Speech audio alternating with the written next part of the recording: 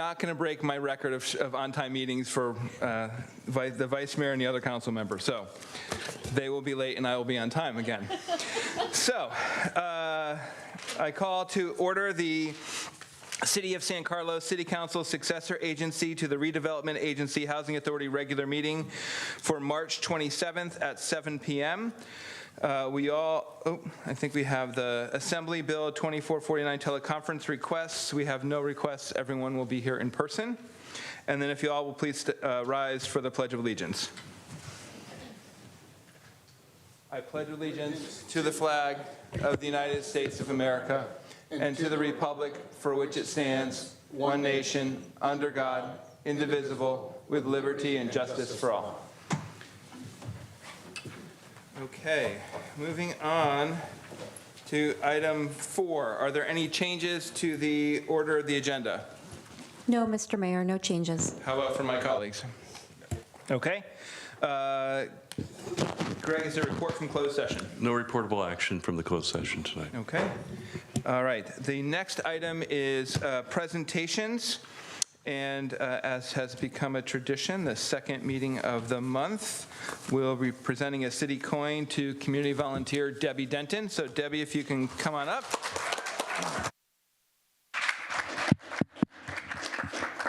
It's on. This is also the way I get people to come to meetings in person. Nope. I gotta get my cheat sheet, I forgot it here. Because Debbie sent me a note about the myriad of things that she's involved with. So congratulations and thank you for your service to the community. I just want to highlight a few things that, nope, that's the wrong one. Wait on. Okay, and Debbie gave me the shortened list of her current volunteer opportunities, so activities. So someday we'll have to hear the full list. So she's a founding and current secretary of the San Carlos Park and Recreation Foundation. She's a current board member and longtime tutor for Healthy Cities Tutoring, a current advisory board member and language tutor for Rosalie Rendu Center and ESL program for adults in East Palo Alto. She's a tabling coordinator for a local chapter of Citizens Climate Lobby. She is a food pantry coordinator of St. Charles Church, a Hometown Days committee member, and a Week of the Family committee member. So I don't know how you have the time to do all this stuff. I want to learn from you how to be efficient. So congratulations, and I'm honored to present you with the city coin. Great, thank you so much. So thank you. Thank you. Okay.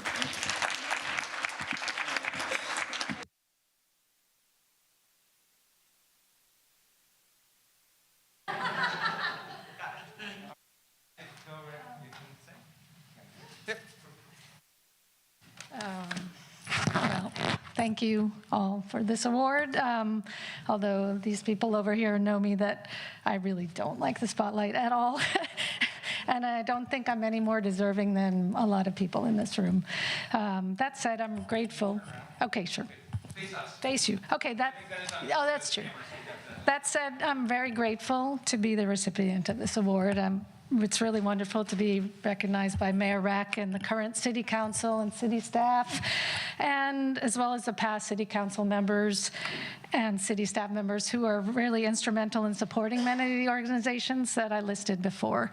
Some people say it's cliche that the volunteer gets more out of the volunteer experience than the recipient, but I'm here to say that's not true. And so I also want to thank all of the organizations that I'm part of that gave me the opportunity to feel needed, to meet some really great people, and to really understand the needs of my community.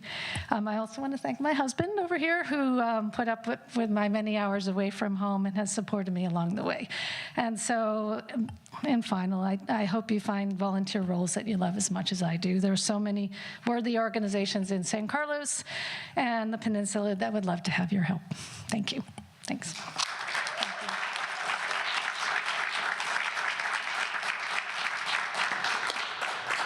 Okay, do any of my colleagues have any comments? Okay, do we have any public comments? I have not received any Okay. cards from people in the audience and no hands raised in Zoom. Okay, great. Well, Debbie, congratulations, and thank you again for your service. All right, we will move on. We move on to the next item, which is council communications and announcements. Do any of my colleagues have any communications? Let's start with Councilmember Collins, please. Thank you, Mr. Mayor. I only have one. For anybody who is taking Caltrain, there are going to be some weekend service interruptions because of electrification. Some took place this past weekend. The next interruption is going to be between Millbrae and the Hillsdale stations. There won't be any service on the 1st and the 2nd. I think that's Saturday, this coming weekend, Saturday and Sunday. And I encourage anybody who's a regular Caltrain rider to go to the Caltrain website, and they've got all the details. Okay. Councilmember McDowell. Thank you, Mayor. I have two brief announcements. Just this last week, the San Mateo County Libraries rolled out free period products in all 13 of our community libraries, including right here in the San Carlos Library. So as many of you know, I'm chair of the governing board, and I'm just really thrilled that the library is taking this step in the right direction for period equity and following Mayor Rack's suggestion for doing this in San Carlos. So thank you for that. And then the second announcement, I delivered Meals on Wheels last week. And I really enjoyed it. I think it's just a wonderful service for our aging adults who are homebound. One resident I met turns 100 next week, and she's a retired World War II veteran. So it was really incredible. And as Debbie said, you get so much more out of the experience. So I would encourage anyone who has some extra time to volunteer with that organization too. Thank you. Okay. Vice Mayor Dugan. Thank you, Mayor. I just wanted to report out from Peninsula Clean Energy that on March 13th, PCE sent a letter to the Bay Area Air Quality Management District. They had invested quite a bit of staff time and outreach and analysis, and that letter basically summarizes a pretty good list of concerns about mandating electrification on existing homeowners in particular. And I was just struck by how much that letter and that analysis echoed the concerns that we had as a council in January. So if anyone's interested in that analysis, I would encourage them to read that letter. Thank you.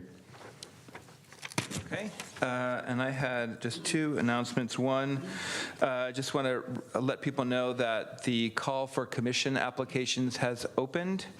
The application deadline is May 12th, and we will have, as applications are now being accepted for both the Economic Development Advisory Commission, Residential Design Review, Museum of San Carlos History Board of Directors, the Parks, Rec, and Culture Commission, Planning and Transportation, and the Youth Advisory Council. You can get details on the cityofsancarlos.org/commission openings. So Debbie, if you want more volunteer opportunities, here you go. And then I wanted to mention, as mayor, you have extra work, but you get to do some fun things. So on St. Patrick's Day, I got to throw out the first pitch at the Little League opening night. It was really stressful, and as I think I hyped myself up too much as a former pitcher, and I threw a strike. All right. All right. Not seeing any other announcements. Let's move to public comment. Chris, do we have any public comment in the room or online? These are for items not on the agenda, and each speaker is limited to 2 minutes. If there are more than 5 individuals wishing to speak during public comment, the mayor may choose to allow the first 5 speakers to speak during this time, and the balance of the public comment speakers will be called upon at the end of the council meeting. Okay, there are no speaker cards for in-person, but I do have one hand up in Zoom from Claire Allen. Okay. You should be able to unmute.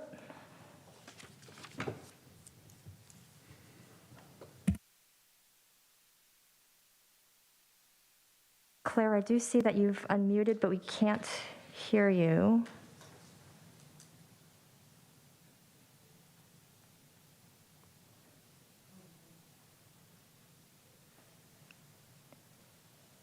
I'm sorry, Claire, we're not able to hear you. right now. I think we'll go ahead and move on to the next speaker, and while you maybe work on trying to get that fixed. I see movement now. Hello? Yes. There you go. We can hear you now. Oh, okay. Hi, everybody. I am attending because I have been working with citywide residents on trying to stop the BU lab, officially called the Needle, National Emerging Infectious Disease Laboratory. I've been working on this issue with residents for 23 years. This year is our 23rd.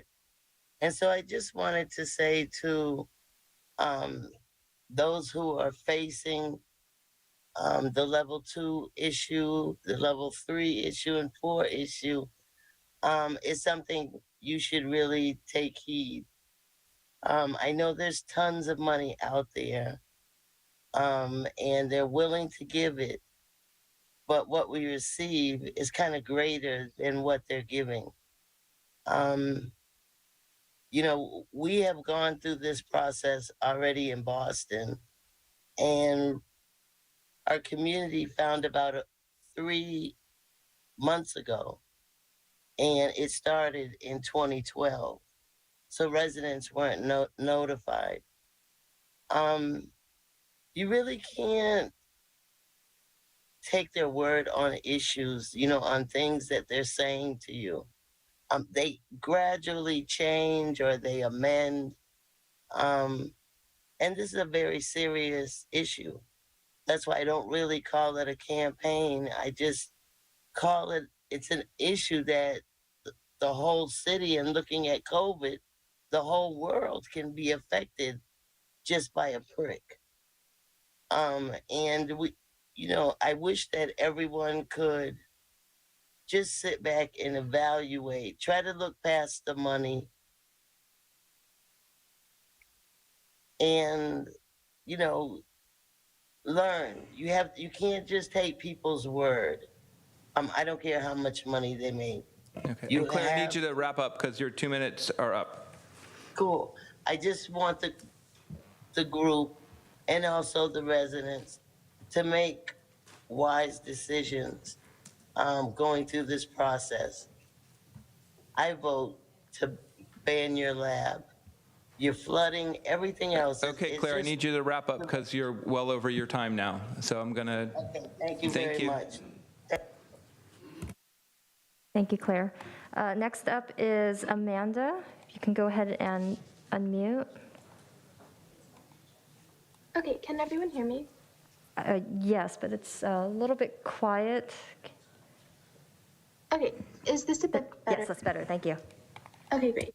Hello and thank you, honorary San Carlos City Council members. My name is Amanda and I'm a part of BayCats, a youth climate action group in the Bay Area focused on environmental action and conservation.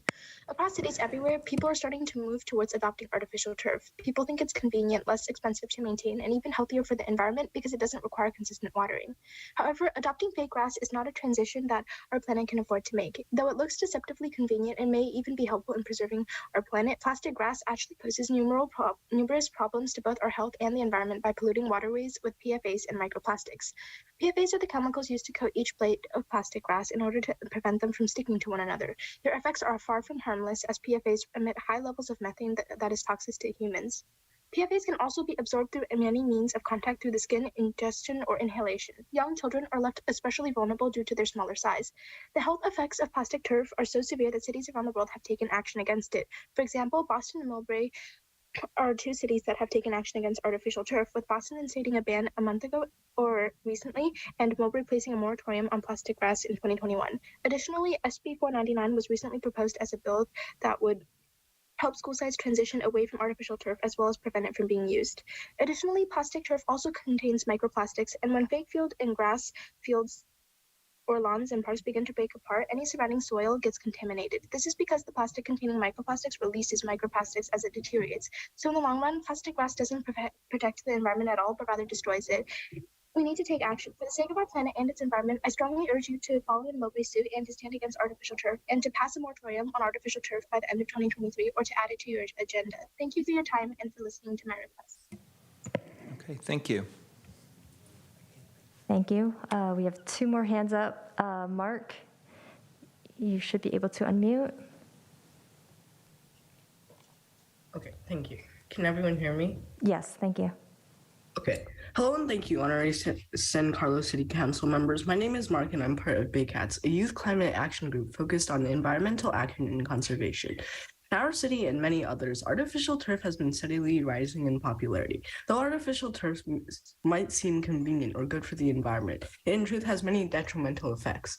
People might think artificial grass saves water, but it actually requires an irrigation system to hose and clean down the grass's water. Artificial grass also isn't as convenient as you might believe, as it takes effort to maintain the field. Additionally, plastic turf has a very negative impact in the long run. Artificial turf not only relies on huge amounts of plastic to be constructed, but also requires replacement once the plastic blades of grass get dislodged, worn down, or broken. The main problem here is artificial turf can't actually be recycled. Though companies promise recyclability, artificial turf really just ends up in the landfill, and all the toxic chemicals from the plastic and the microplastics within the turf just end up going right back into our environment. The awful effects of artificial turf is what has led the city of Mowbray to take action against artificial turf, passing a moratorium on it. We cannot stand for any more damage to our environment, and for that reason, I urge you to follow Mowbray's suit and pass a moratorium on artificial turf. Thank you for your time. Thank you, Mark. Thank you. Next up is Zinovoy Vichenholtz. Hello, good evening. I just want to add my voice against the bioscience lab 3s. They are dangerous in the wake of what we know about. Sorry, Zinovi, we're doing general public comment now. We're not doing comment on the labs right now. That's going to be a little bit later in the meeting. Okay, because it's on the agenda? It's on the agenda, that's right. Okay. So it'll be coming up in just a few minutes for item 10. Fine, I already said that, but right now, if we're concerned about the environment, it's a different subject. The city of San Carlos has to invest time and effort and money into using artificial intelligence to synchronize all the street lights, okay, which is a simple thing to do, and that will reduce the idling and all the pollution and, of course, frustration of all the drivers. This is a good way to invest money, effort, and time, rather than put additional lights, which are poorly synchronized and add to aggravation. Okay, these are my comments.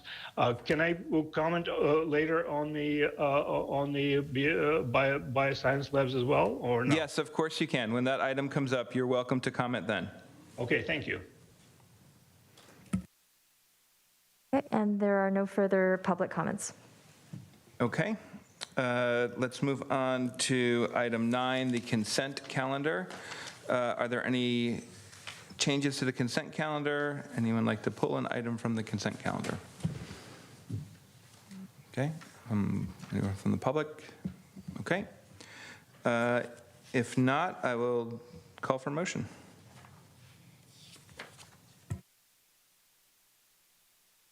Mr. Mayor, I move to approve City Council consent calendar items A through I.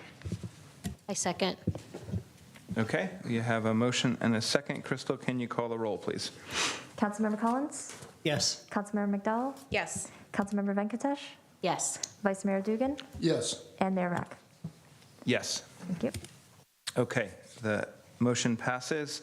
Let's move on now to item 10A, public hearing, consideration of introducing an ordinance amending the City of San Carlos Municipal Code Title 18 to regulate laboratories and biosafety labs. Okay, Lisa Costa-Sanders.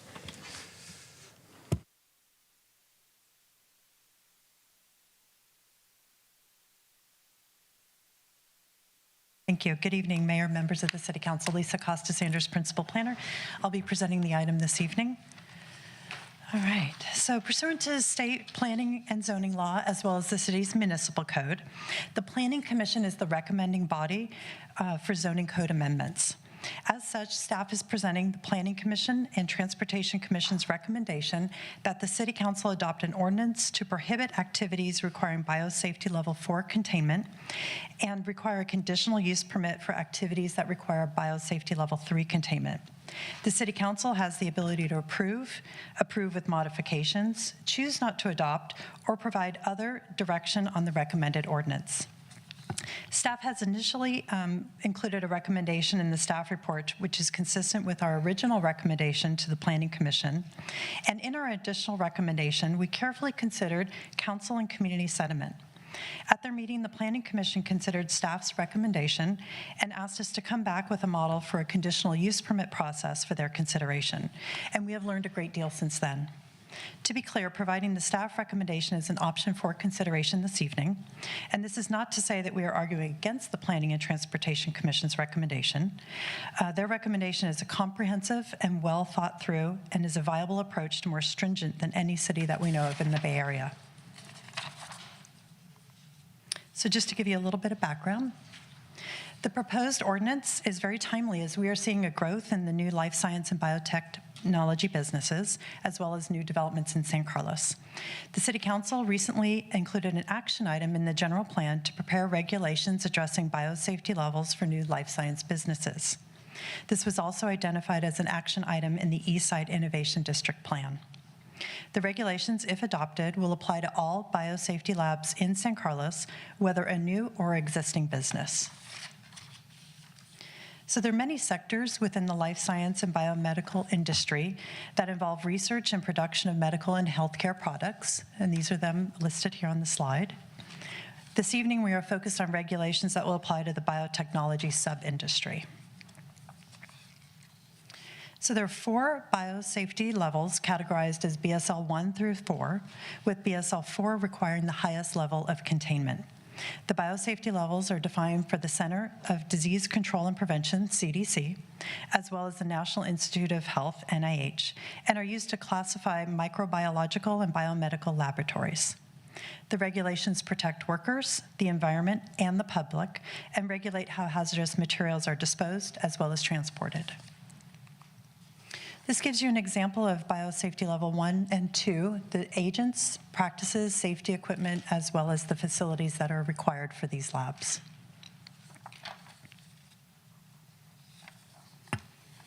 And at each level, the practices, safety equipment, and facilities have higher level of protection for both the workers inside the lab, within the building, as well as the external for the general public. And biosafety level 4 requires the highest level of containment and is generally government-controlled facilities. There are none that we know of in California. This is an example of agents that are used in a BSL-3 lab. The scientists are working with small amounts of these agents at the cell level. Now, just going through some local regulations, the City of San Carlos does not currently have adopted regulations specific to biosafety levels.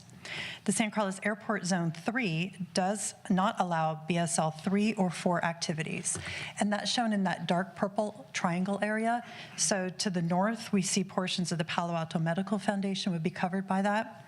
To the south, looks like it's about REI at Britton Avenue, and then several businesses along Shoreway and Skyway east of 101. So BSL 3 and 4 activities would not be permitted within that Airport Safety Zone 3. No other cities in San Mateo County or the broader Bay Area have an outright ban on BSL-3 laboratories outside of airport safety zones. So this shows you the cities within San Mateo County. Brisbane, Burlingame, and Millbrae have adopted land use policies and or regulations that regulate biosafety levels. So Brisbane requires a conditional use permit from the City Council for BSL-4 activities. And then City of Burlingame prohibits BSL 3 and 4 within the San Francisco Airport Compatibility Zone, consistent with that plan. And then Millbrae also requires a use permit for BSL 1 and 2 within the San Francisco Airport Zone Compatibility Zone and prohibits BSL 3 and 4. And then looking out to the larger Bay Area, no cities in the broader Bay Area ban BSL 3 labs. Fremont does have a zoning administrator permit process for BSL-3 labs. And if adopted, San Carlos would have the most restrictive regulations with the requirement to obtain a conditional use permit for BSL-3 labs outside of the airport safety zones. There's numerous regulatory agencies that have oversight over BSL labs at the county, state, and federal level. However, there's no comprehensive clearinghouse or one-stop shop for all of the regulation and a list of regulatory agencies. So staff presented an ordinance to ban BSL 3 and 4 activities at the February 6th Planning and Transportation Commission meeting. Staff's initial recommendation was based on community and council feedback and initial research that banning BSL 3 labs would not negatively impact the life science marketplace. The commission requested additional information on BSL activities and precautions for security, safety, seismic, and flooding events, as well as an ordinance option to require a conditional use permit for BSL-3 activities and prohibit BSL-4 activities. This item was continued to the March 6th meeting. Staff provided the Planning and Transportation Commission with the additional information, as well as an ordinance to require a conditional use permit for BSL-3 activities. Based on further research and input, staff believes this ordinance balances community safety and transparency with future market interests. At the March 6th meeting, the Commission voted to recommend the City Council amend the zoning ordinance to include a conditional use permit requirement for BSL-3 activities and prohibit BSL-4 activities. And now I'll review the code requirements in more detail. So the proposed ordinance adds a new zoning definition for biological agent and biosafety level. It modifies the commercial industrial land use regulation table to permit BSL 1 and 2 activities and requires a conditional use permit for BSL 3 activities, prohibits BSL 4 activities in all zoning districts that allow research and development use. So this would apply citywide to all businesses. How does a conditional use permit work? As the council's aware, conditional use permits are considered discretionary and that the Planning and Transportation Commission has the authority to approve with conditions, or deny requests. Conditional use permit requests are reviewed on a case-by-case basis and on a site-specific basis. Public input is a very important component of that process. Conditional use permits are revocable if the applicant fails to comply with the required conditions. So the conditional use permit application process for a new biosafety lab in the ordinance requires submittal requirements that the applicant prepare and submit a biosafety plan, and that plan is intended to be comprehensive, follow the CDC and NIH guidelines, and include safe handling procedures, engineering controls, emergency procedures, and procedures for incidents. Also requires the applicant to prepare and submit a medical waste plan that includes, in accordance with CDC and NIH guidelines, that includes a description of how medical waste will be transported, treated, and an emergency action plan. So our code does have standard conditional use permit findings that the Planning Commission is required to make when considering requests, and these are those 6 standard findings in our code. In addition, we've added 2 additional findings that the Commission would be required to make, and that is that the applicant has adequately addressed emergency procedures, and the proposed facilities and operations have been reviewed by a qualified third-party peer reviewer. The applicant will need to demonstrate compliance with the guidelines set forth in the Biosafety and Microbiological and Biomedical Laboratories, authored by the Center for Disease Control and the National Institute of Health. We've also added in the ordinance operational and performance standards for these lab activities. And that is that the lab space be located at least 10 feet above base flood elevation. The BSL-3 activities be limited to the on-site operator and not used by any off-site entities. The applicant is required to submit annual report demonstrating compliance with the Biosafety and Microbiological and Biomedical Laboratories, CDC, and NIH guidelines. And that annual report must be prepared by a qualified third party. The city will monitor compliance with the conditional use permit and the conditions contained within that permit on an annual basis, with review of the annual report by a peer review consulting, including an on-site inspection. If the applicant is found to not be in compliance, the conditional use permit can be revoked. A report must also be submitted when the laboratory is decommissioned. So the Planning and Transportation Commission recommends that the City Council adopt an ordinance amending San Carlos Municipal Code Title 18 to prohibit activities requiring biosafety level 4 containment and to allow for activities requiring BSL 3 containment with a conditional use permit. As an alternative, the council also been provided with the ordinance to prohibit BSL 3 and BSL 4 activities. And we now be able to happy to try to answer any of your questions. We have several other individuals this evening in addition to myself and Al Savay, the Community Development Director. Megan Woolley-Osdald assisted in preparation of the research and the report, as well as Carol Johnson and Carla Baragno. And then the Fire Marshal, Chief Harris, is also here this evening if you have any questions. That concludes the staff presentation. Thank you, Lisa. Appreciate the report. I know a lot of work has gone into it, a couple planning commission meetings, so thank you for all the work around that and for everyone else involved. I will take questions from the council. So it looks like Vice Mayor Dugan has a question. Yeah, thank you, Mr. Mayor. And first, I just want to disclose I did have a conversation with the developer of NBC Biolab on this topic, and that conversation won't sway where I'm coming out this evening. It was just clarified his views on this subject. Actually, John, let me see if anyone else has disclosures. Thank you for that reminder. Does anyone else have any disclosures to make? Okay. I guess I'll disclose historically over the last 4 years, I've met with several of our life science developers, including Alexandria and MB3 Biolabs and Presidio Bay, but those conversations were not related to tonight and they will not impact my vote. I do, yeah. I haven't met really with anybody. I've talked to staff a lot. I have met with some life science people in the past on other issues, but not on this issue, so. Okay, and I will note that I, like Council Member McDowell, I've met over the last few years with several developers, but not on this issue, including the ones that she mentioned. I actually have not met with Presidio Bay ever, so I will take that back. And I did meet with some other organizations like the Sierra Club as well, and they will not sway my decision on this. Thank you. I met with the Sierra Club too. Thank you. Mm-hmm. Yeah, and I met with Sierra Club as well, and I have met with a number of life science developers, but NBC Biolabs was the only one that brought up this topic.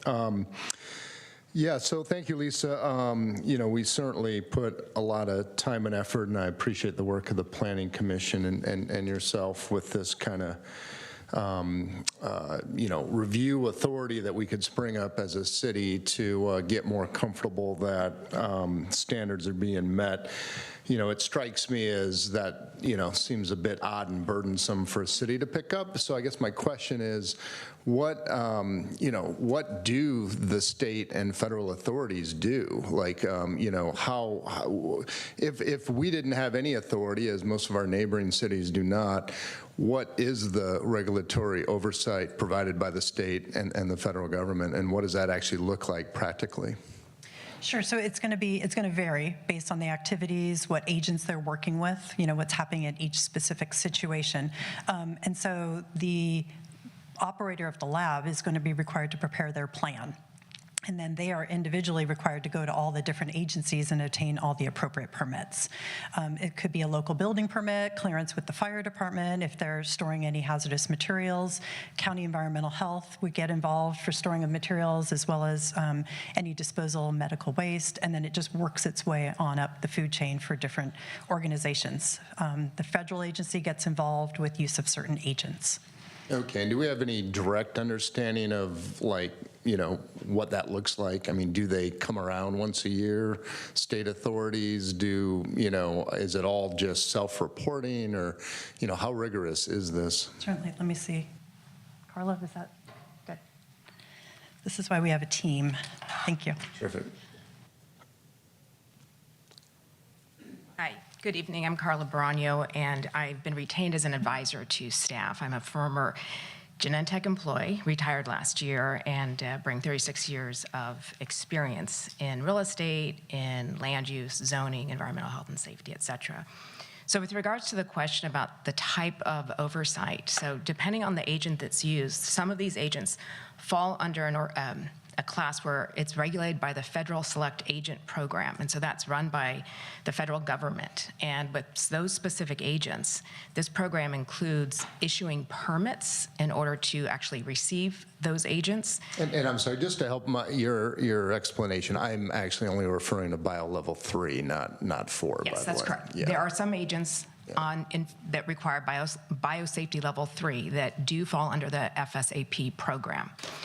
And so they would do inspections, they would do enforcements, they would require annual reports, et cetera. So it's pretty extensive. I have a little bit more information on the FSC program if you like, but they actually,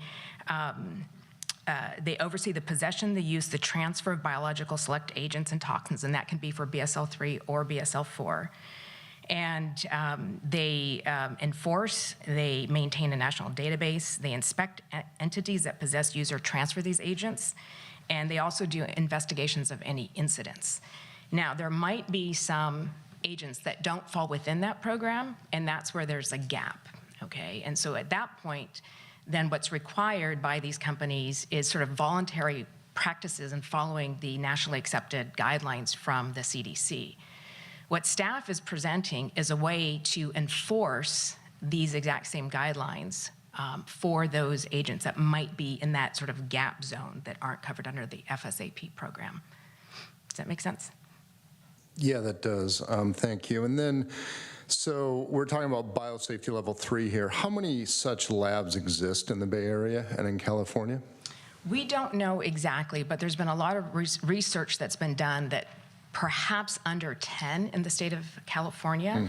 We do know, and it's publicly available information, that major universities, so UCSF, the Gladstone Institute is part of UCSF, UC Berkeley, Stanford, UC Davis, UC Irvine, have BSL-3 labs. I personally know of a company in San Francisco that has biosafety level 3 labs. I don't have permission from that company to disclose the name.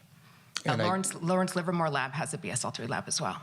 Okay, thank you. And I guess I'm just surprised if there is this robust state and federal regulation, how do we not know how many labs exist? That seems like that would just be something we could look up somewhere. I don't know the answer to that, so it's, yeah. And it could be that there are some companies that don't fall under this FSAP program that have BSL-3 labs, but they don't need to report it. Okay, terrific. And the other thing, too, is that it varies. So you can have an entity or a company that has a BSL-3 lab for a particular program in a therapeutic area. And then when that program is finished, that research program is finished, they might decommission the lab as well. So it can be dynamic. Okay.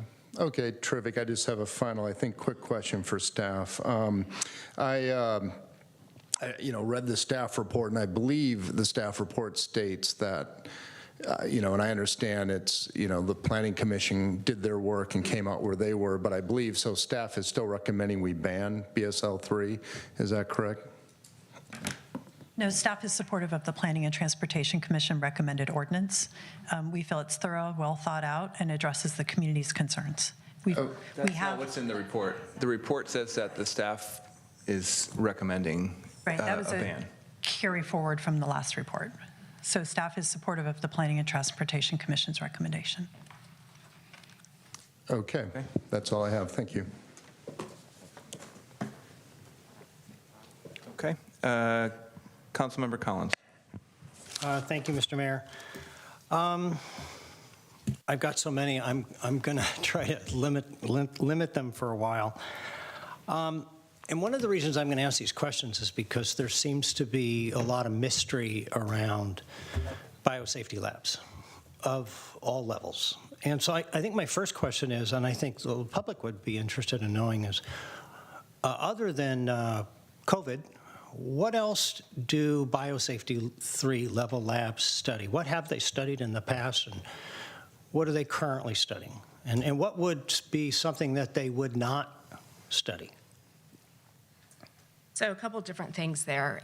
What sets the biosafety level is the agent that's being used and whether or not that agent poses risk either to the individual working in the lab or to the community. If it's, can create disease, that's called pathogenicity. and the nature of the work that's going on in the lab. So, for example, if you take COVID, the SARS-CoV-2 is considered a group level risk 3. But if you have a blood sample that's being used to do a PCR to analyze if there's any sort of viral RNA, that only requires a BSL-2 lab, which is, you know, what you might see in a regular sort of biotech company. A BSL-1 is maybe what you would see in a biotech company or even in a high school lab. However, if you have that sample and you're doing tissue culture and you're working with it in a flask that might create aerosols, or you're working with needles, that would put that kind of work in a biosafety level 3 lab. And so in a biosafety level 3 lab, the work is contained, and the lab is actually designed in a way where you have primary containment and then you also have secondary containment. And these are the guidelines that are written in what they call the BMBLs.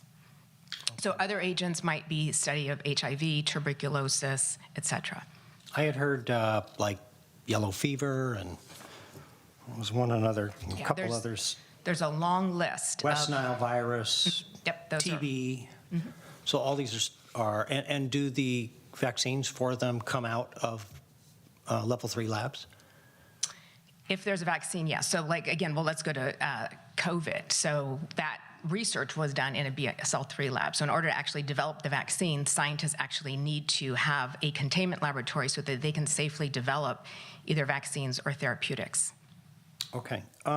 I'd also heard in some of my reading that the Seattle Children's Hospital has a BSL-3 lab nearby. What can you tell me about that? I saw that same thing when I was doing a lot of research on where there are biosafety level 3 labs. So yes, they do have one. Okay. Any incidents, any community outbreaks that you're aware of? Not that I'm aware of, no. Okay. General question for staff. I think I was looking at the cities, for instance, Brisbane says you need a conditional use permit for level 4. Does that mean then that BSL levels 1, 2, and 3 only require a use permit? Carol, do you have that? Yeah.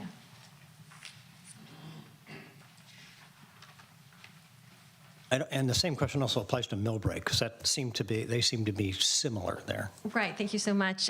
Those cities don't require any additional land use discretionary approval. There are uses that are permitted as of right. So that table notes if they're allowed as of right, and then if they need a conditional use permit or a use permit in the case of the city of Fremont. So if I had a lab and I wanted to set up shop in Brisbane and Burlingame tomorrow, I could do that?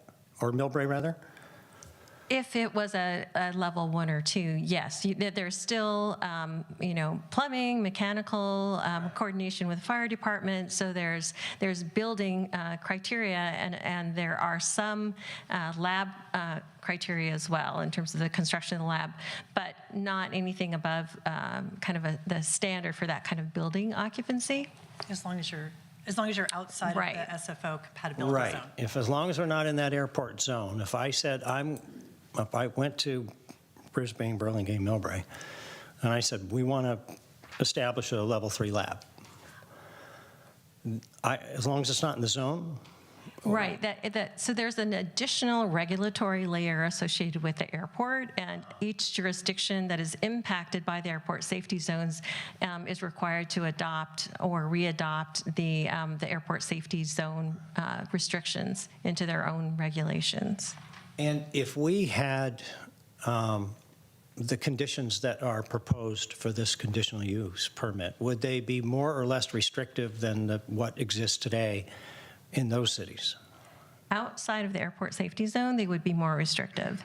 And just to clarify, for the city of Fremont, it's a zoning administrator permit, so that would be something akin to a minor use permit. It's instead of going to the full planning commission, it just goes to their zoning administrator. So in our town, that's the city manager. Okay. I think, last question. Does every BSL lab 3 study the same diseases and things, or do they study different things? I know it's kind of a silly question, but Yeah, no, not at all. And that's the reason for the conditional use permit, because the size of the lab, what they're actually studying, the location of the lab is going to be unique to each application. And that's where a conditional use permit really is necessary, because it allows you to do that case-by-case analysis. Okay. I'm going to stop there. I may have some more later. Thanks. Okay. I don't see other, if not, I'll go. Oh, Oops, sorry. Okay. Councilmember McDowell. Thank you, Mayor. Okay, my first question is just kind of talking through the process of the conditional use permit and how we have several developers coming to San Carlos, building large developments, and then they're going to lease it to tenants. Does the developer start the CUP process? Does the tenant start the CUP process? Can you walk me through the time frame of that? Sure. So it would typically be at the tenant level that they would apply for the conditional use permit, because that's the time when they would know what level of lab that they need and what activities are going to be conducted. So the developer just doesn't have that information when they're constructing a new spec building. They're anticipating kind of the range of possibilities and trying to design the building to accommodate that, but they don't know what the specific tenant usage would be. So it'd be at that time that tenant comes in for a business registration or tenant improvements that they would then be required to go through the conditional use permit process. Okay, thank you. So we could expect then several of the new developments to put in a BSL-3 lab in anticipation of having a tenant that would need one. They wouldn't necessarily build the lab, but they may choose to build the building with all the precautions so that it could be fitted with a lab in the future. Okay. And then the tenant comes before the Planning Commission. And is the permit tied to the biological agent that they're studying, or it's just a blanket permit? It's going to be specific to the plan that they present, and so they're going to give us that, those two plans that we talked about, and they're going to describe their activities. So it's going to be specific to those activities, and the city attorney can help me. So if that tenant leaves and a different tenant comes in and they're doing something completely different, they would need to apply for a new conditional use permit.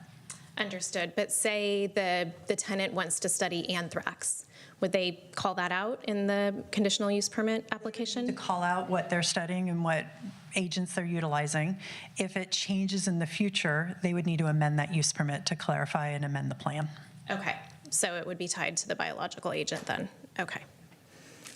The idea behind that is when a planning commission considers a use permit, they're going to look at the specific project and they're going to be required to make all of the findings. And in this case, we've added the special findings that are intended to address the specifics of a particular development.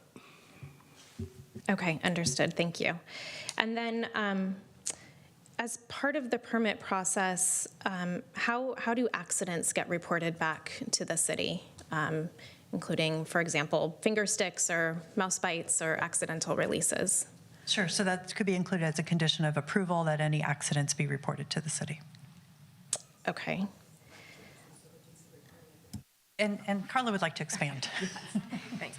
The other thing is that part of the conditional use permit is that these companies are required to demonstrate compliance with the BMBL.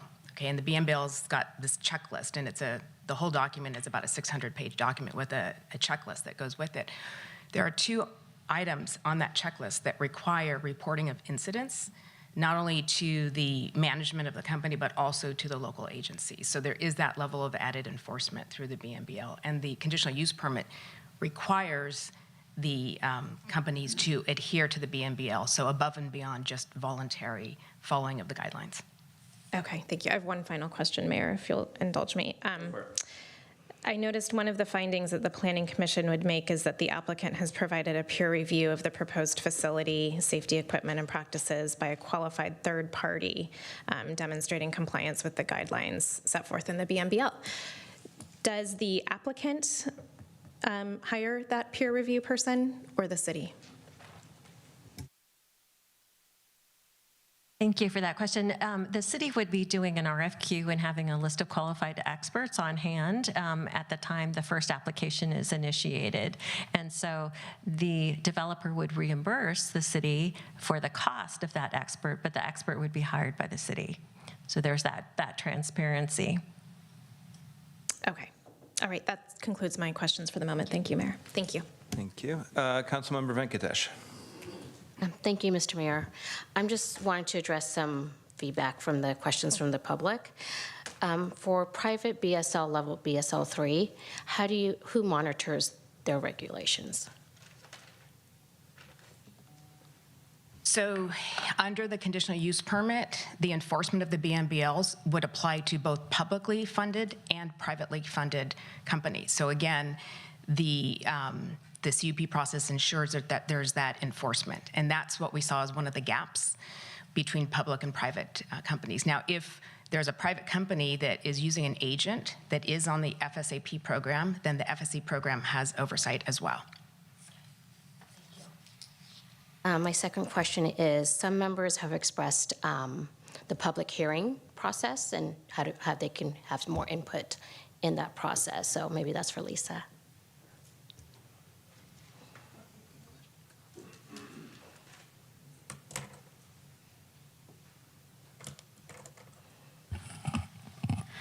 Good evening, Honorable Mayor, members of the City Council. And we noted that there was a concern expressed particularly by the Sierra Club. They sent the city a letter, and we did see that. And I guess there was an expression that maybe there wasn't enough public outreach or not enough opportunity to make comments about this issue. But going back just a little bit, I'd like to talk a little bit about that. And back in the late 1920s, planning commissions were created in the state of California for the purpose of hearing zoning and land use related issues in a public meeting, and to give recommendations to the legislative body, the city councils in the state. And then later, in the 50s, there was the Brown Act. And what the Brown Act did is it provided it set forth the law that says you have to have an open meeting.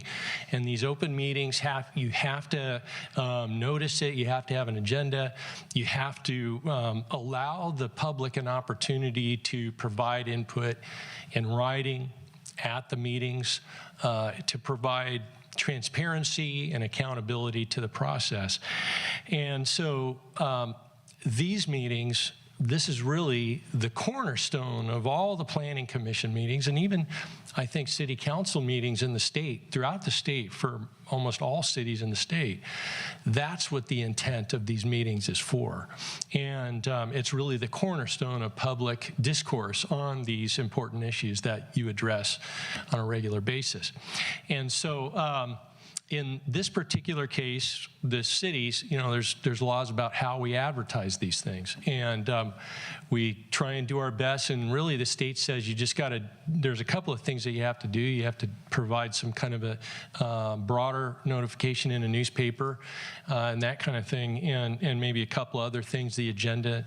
But the city of San Carlos has always done things, gone farther with that. In fact, we advertise things on the local cable network.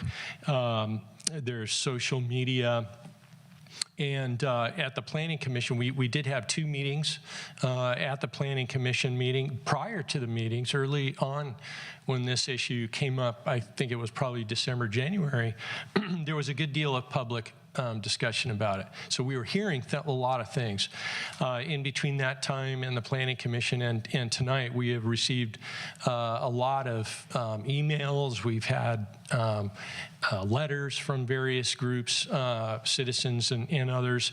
At both Planning Commission meetings, the people were given the opportunity to address the Planning Commission, and there were people that spoke both in person and on Zoom and things like that. So if you look at the package and you look at the process that we used, what it shows is, and if you look at the package, I think there's 70 pages or so of comments that are included in the City Council's package tonight.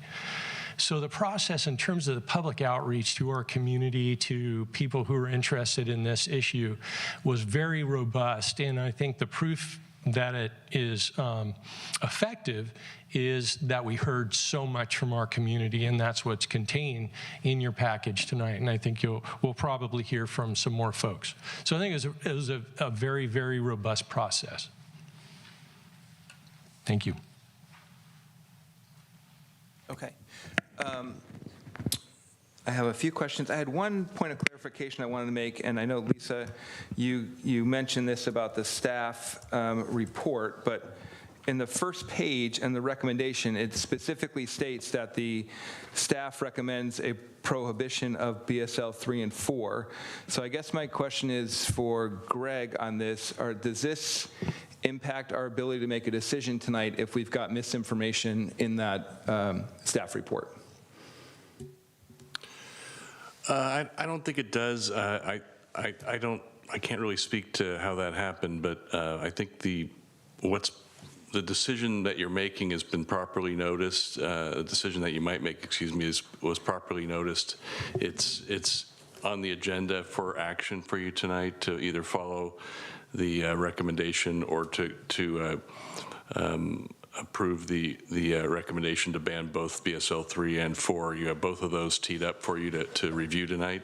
And there's a difference between what we put on the agenda and the notice, which is legally required under the Brown Act, and then the staff report. If it has a typo or something in it, it's been corrected tonight by staff, and so I think you could move forward on either approach.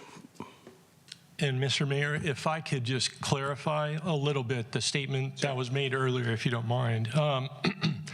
So in terms of the two recommendations that you see in your staff report, the reason that you see the staff recommendation, and this is quite unusual, usually, I mean, in your experience on the council, you just don't see this very much, right? Where you have a planning commission recommendation coming forward that might be different from the planning commission recommendation. In this case, what we've done is we brought our original recommendation to the planning commission forward for consistency. So staff is remaining consistent with our initial recommendation. When we recommended that to the planning commission, they considered that at their meeting, and then they asked city staff to come back with proposal for a conditional use permit process, which we did. So staff never changed our recommendation from the time that we initially made that recommendation. We provided the planning commission with information. They considered it, and they made a recommendation to you tonight. So that is what is being recommended to you by the planning commission. What I want to make clear is that we are not arguing against what the planning commission has recommended to you as a city council. They are required by state law to make a recommendation to you on zoning issues, and that's what you have before you. You have an alternate option for city council consideration, and I think you heard from the city attorney, it's been properly noticed, so both of those options are available to you this evening. I hope that provides clarity, and I'm happy to add anything additional. I guess I just had one. I'm still a little confused, Al, because you said that the staff recommendation hasn't changed, but then Lisa said that it has changed.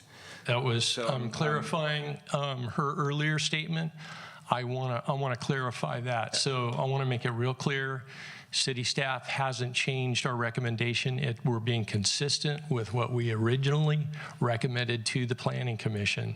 But we're not arguing against what the Planning Commission has put forth, because we believe, having prepared this for the Planning Commission, that it is a viable solution for what is being considered this evening.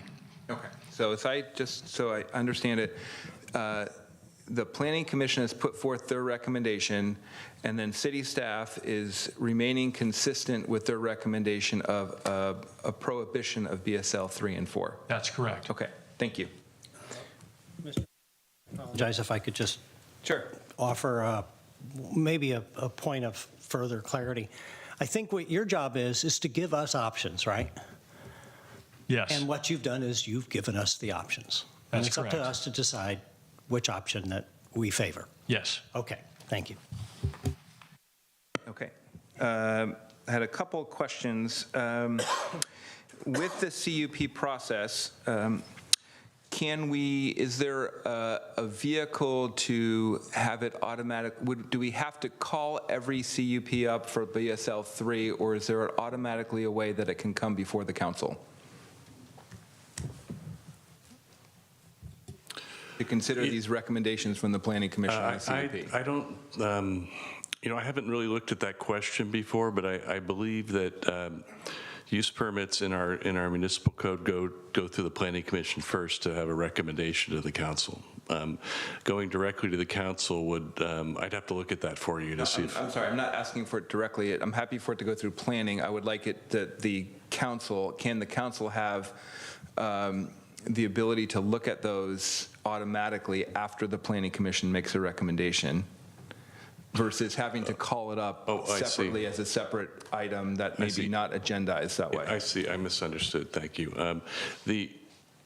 That might require a change in our ordinances as well under the code, because right now the way a conditional use permit ends the process at the Planning Commission unless it's called up by the council or it's appealed. So that would probably also require a change in the code. We could bring it up on appeal. The council can bring it up on appeal. With the majority of the council, we can look at it if we need be. Or within 10 days of the Planning Commission's action, the council can call it up and then agendize a review of it. Okay. And I know Councilmember Collins has a follow-on question to this, so I'll let you go ahead. Thank you, Mr. Mayor. This doesn't count for my question, Ron. Nor mine. I think I know the answer to this, but when there is a CUP approved by the Planning Commission, it does not go on our consent calendar. Is that correct? No, it would not automatically move up from the Planning Commission. The Planning Commission is the final reviewing body on use permits. Okay, thank you. Okay, and my next question is, I know Councilmember McDowell brought up questions about specific bioagents, and you, Carla, you spoke about FSAP and other things. So could we, if the decision were to go ahead with a conditional use permit, could we amend that to just ban certain agents and not allow them to be considered for a CUP? If we said anthrax or something, or certain agents could not be allowed with a CUP. So we limit the scope of what can be potentially allowed with a CUP. It's an interesting hypothetical. We would need to take a look at the ordinance, proposed ordinance, and then determine how we would define those different agents so that they would be in the prohibited area as opposed to the permissive with a use permit process. And I think that's the way we would have to try and create the regulation that would address that issue. What we've tried to do, though, is create flexibility in the use permit process to enable us to, because we can't, if you put down, well, since anthrax was used with deadly organism or agent, there may be an agent or organism that we haven't defined and haven't put in there as prohibited, and I'm not a scientist, but going through COVID-19, there's mutations and variations, and they keep getting different names. And if we have an agent and there's a sub mutation or different type of I'm trying to think of the right word, not variation, but variant. Thank you.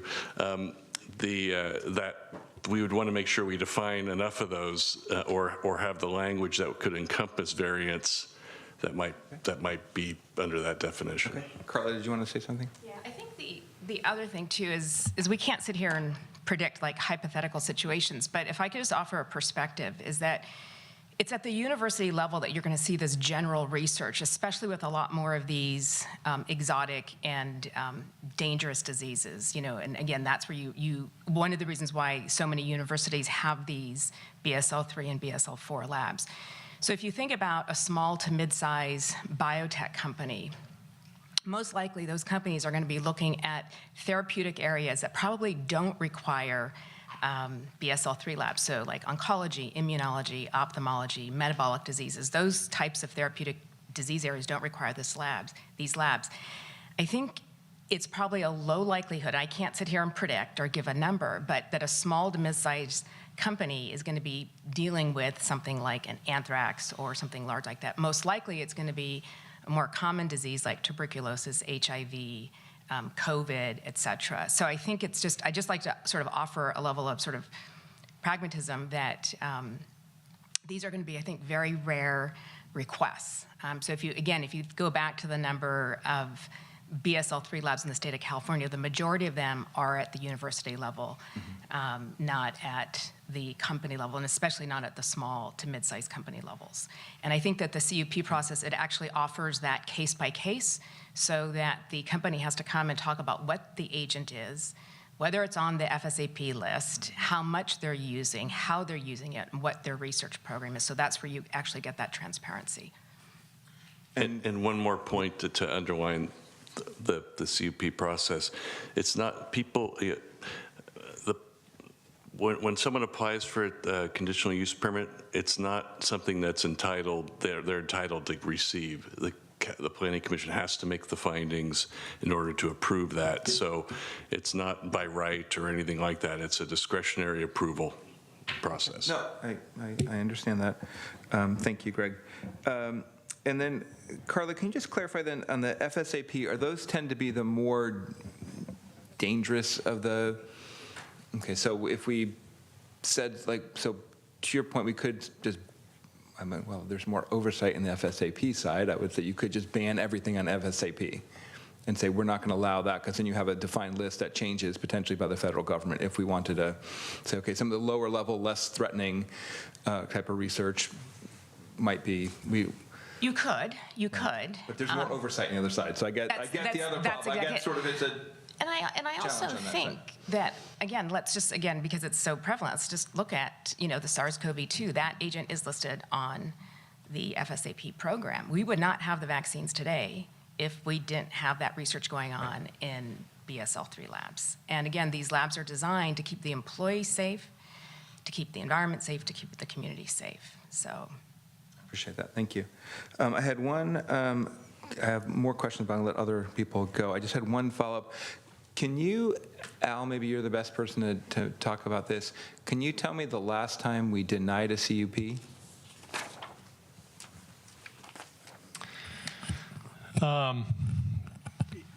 Denying a CUP is quite rare, so I'm trying to think of the instances where we did it here in San Carlos, and I guess I can think of a couple, only two, I think, in maybe the last 15 years. And one was for the Carlos Club, where the owner of the Carlos Club wanted to open a nightclub.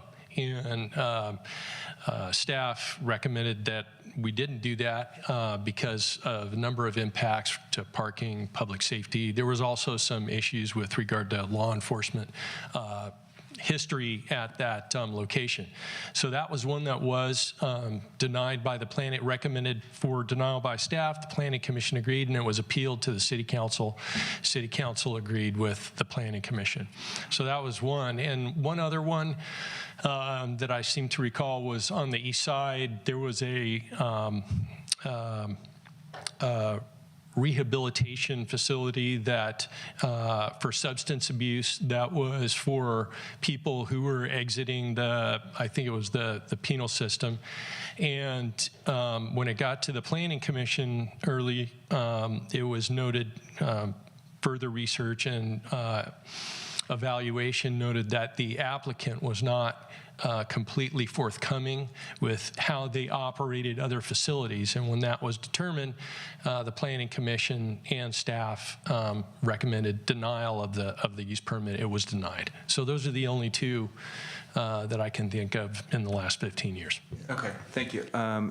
Yeah, Just related to this, chunks, I have other hands up. So, It is, just real quick, Al, but just to be clear on a conditional use permit, if the applicant meets the findings, our hands are pretty tied. We pretty much have to approve it at that point, or, we're likely going to buy a litigation. Is that correct? That's I think that's probably for me. All right, very good. Okay. Thank you, Al. The short answer is you never can predict if somebody is going to feel like they were improperly denied the granting of a use permit, but it's designed to be a process that gives complete discretion to the city, and if you can't make any of the findings, and there's deference to the findings of the city, it would not be an easy path to overturn a decision of denial where the record is clear and the findings cannot be made, even with conditions. Because if you're going to make sometimes you can make the findings with conditions, but you're not required to craft that type of a proposal for an applicant. So it would likely be a factual dispute over the findings, is that? It would be, that would be part of it. And in my experience, it probably has to be that plus something else. And I don't try not to speculate here, but it would have to be something else. Got it. Thank you, Mr. Mayor. all right, I don't know who was first, but I'll go with Councilmember McDowell, then Councilmember Venkatesh. Thank you, Mayor. This might be for Al. Al, I know I appreciated your clarification on the staff's recommendation to prohibit BSL 3 and 4. There wasn't really any information in the staff report, though, about why that was your recommendation. Could you give us some color on that, please? Sure.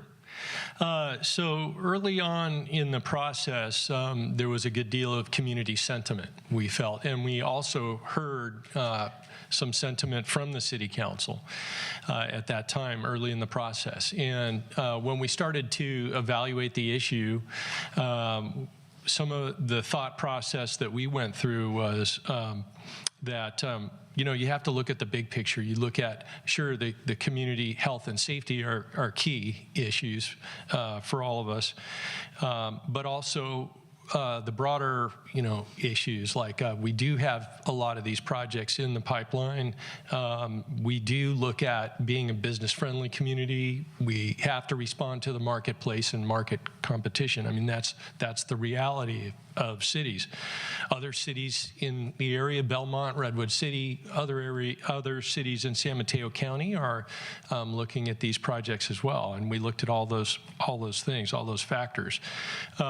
So early on in the process, we also determined, and I think it was discussed here, that very few of these exist. So very few BSL-3 exist. I think it was we came up with 1% of all facilities. And so at that time, when we made our proposal to the Planning Commission, our recommendation, that was our thought process, and we didn't believe that it really would have an economic impact on the city of San Carlos if these were prohibited. We had also spoken to our local developers that were developing these projects, and one developer in particular removed consideration of BSL-3 from their application. It was the one at Corey and Old County Road. So that was removed from their application at the time, and that further sort of gave us confidence that our initial recommendation to prohibit this was the right way to go. And so those are some of the thought processes that went into our initial recommendation. And in moving forward, I can tell you that we have learned a great deal since the time that we made that initial recommendation and today. So we know a lot more than we did then now. But as I noted earlier, our recommendation is the same. Right, thank you. And I I was going to make an amendment to my disclosure because I realized I did talk to Presidio Bay, not on this topic, and that I also talked to Prima, but not on this topic. So, Councilmember Venkatesh, then Councilmember Collins. Thank you, Mr. Mayor. I just wanted to go back to the conditional use permit.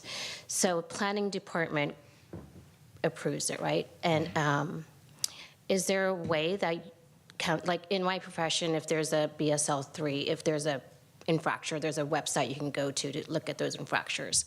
Is there one for a BSL-3 or any infractures that the public can have access to? I don't believe so today. There's not.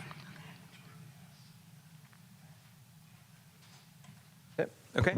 Councilmember Collins, and then Vice Mayor Dugan. All right, thank you, Mr. Mayor. Some of our correspondents referred more than once to this Boston-Cambridge issue that, excuse me, I think they had banned it or curtailed it or prevented future research from being done, and I was having a difficult time understanding that. Can any of you help me on that? Carla, maybe you? Yeah, so the city of Cambridge has a biosafety committee, and that was formed in the mid-'70s. And in the mid-'70s, that's when biotechnology started. And so there's a lot of research at MIT and Harvard around the early days of recombinant DNA technology, and that scared a lot of people. Same thing happened in South San Francisco with Genentech when Genentech started back in 1976. So at that time, Cambridge decided to put together this biosafety committee that would actually, it was sanctioned by the city to handle all permitting of all recombinant DNA technology, regardless of if it was biosafety level 1, 2, or 3, or 4. And that remains in place today. Okay, so right now, Cambridge does permit BSL-3 and BSL-4 labs, as does the city of Boston. There is a website that talks about a lot of the communities. There's some of the smaller communities in the greater Boston area that has banned BSL-3 labs, but they're rather small communities. But what the Cambridge Biosafety Committee does is actually have a permitting process where those companies that are asking for a BSL-3 lab have to follow the BMBLs and the NIH guidelines. So it's a very similar process to what's being proposed with the CUP process. Now, if you look here in the Bay Area, where we've got San Francisco, South San Francisco, Emeryville, very, very large biotech hubs, as you heard from Lisa and Carol, those communities don't require any sort of additional permitting for BSL-3 labs other than what you heard in the airport districts, and they don't have biosafety committees. And so with the lack of all that regulatory process, such as we are considering, have there been any reports of lab leaks or community outbreaks, anything like that? So in the research that I've done, I have not seen anything that has come out of the BSL-3 labs that we know of in the Bay Area: Stanford, Gladstone, UCSF, UC Berkeley, Lawrence Livermore labs. And these labs, like I mentioned earlier, they're designed with multiple levels of containment. They're designed with engineering controls.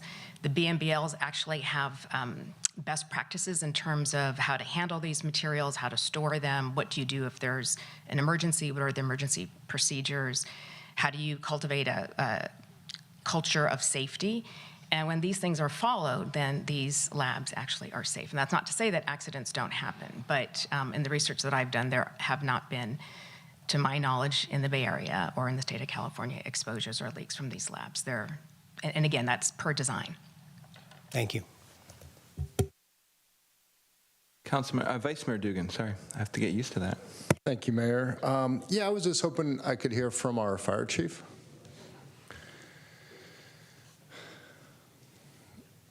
And Got I know. promoted. Yeah, I'm sorry. Yeah. No, thank you. My question would just be, can you just walk us through, so, I know we have hazmat capability. When I think of hazmat, I generally think about chemical releases, et cetera. Does our hazmat team have any particular training around, a release of yellow fever or the plague or West Nile virus? Is that something you would want to augment a capability if we allowed a lab of that nature into San Carlos? And, what is your general take as a department on what we're considering tonight? Well, clearly the first step is built-in engineering that'll prevent any kind of a release. So that is going to be paramount as part of our process to ensure that these labs are built as safe as they can be, that they contain any kind of a release within the lab. But to answer your question specifically, we as a city participate in the countywide Joint Powers Authority that created our hazardous materials response team. And hazardous materials includes chemicals, but biological agents are considered hazardous materials. So yes, our team has specific training in biological accidents, incidents, releases. We do have the proper, we call it PPE, but it's the level A suits that are completely encapsulated, self-contained breathing, that if they do need to make entry and mitigate a problem, yes, we have the ability to do that. We have the equipment to do that.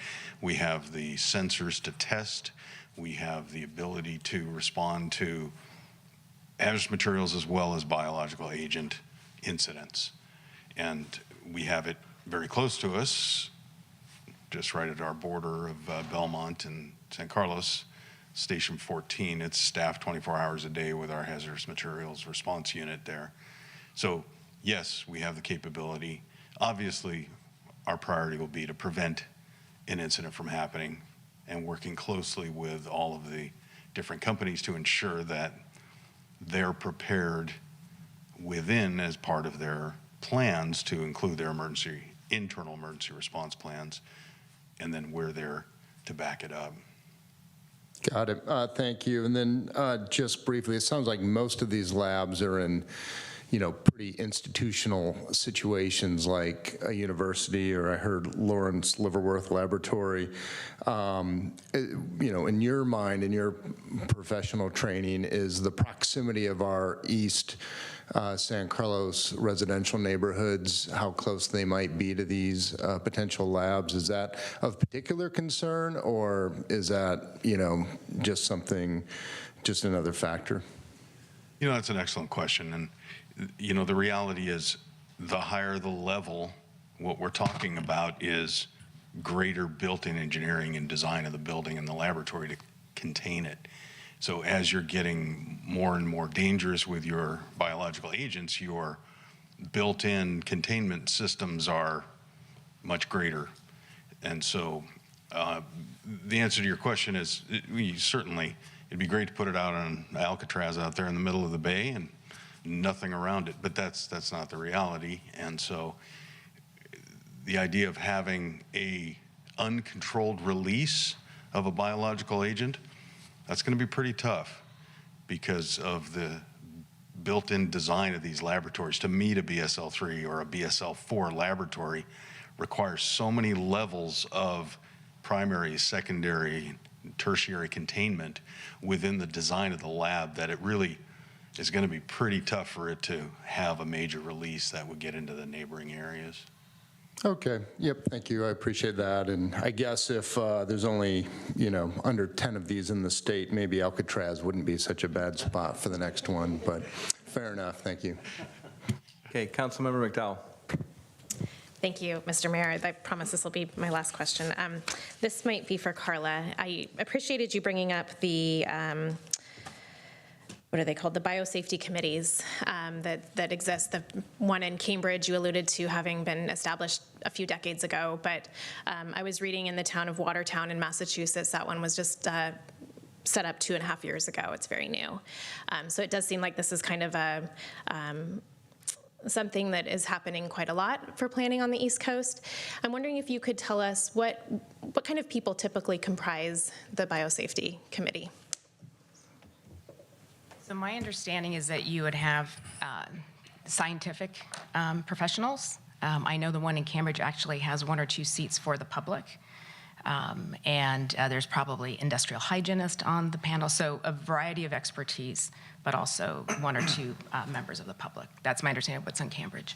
Okay, thank you. That's my understanding too, is it's typically comprised of scientific professionals with a lot of background in the area, real experts, PhDs, scientists, and maybe 1 public seat. So thank you. Thank you, Councilmember McDowell. All right, a couple of last kind of questions, and I think we'll try to go to some public comment, and then we can discuss. Carl, this is a super fast one, I hope. For the BMBL, you mentioned that, or if something were to happen and there was an incident, whether it got out of the lab or anything, you mentioned that there was some reporting guidelines, and you mentioned local agency. Do we qualify as the local agency for that, or is there somebody else who qualifies as the local? Is it the county? Is it, because we don't have a health department here, right? So just. I had it right in front of Okay. me, and I know that this was a concern, so.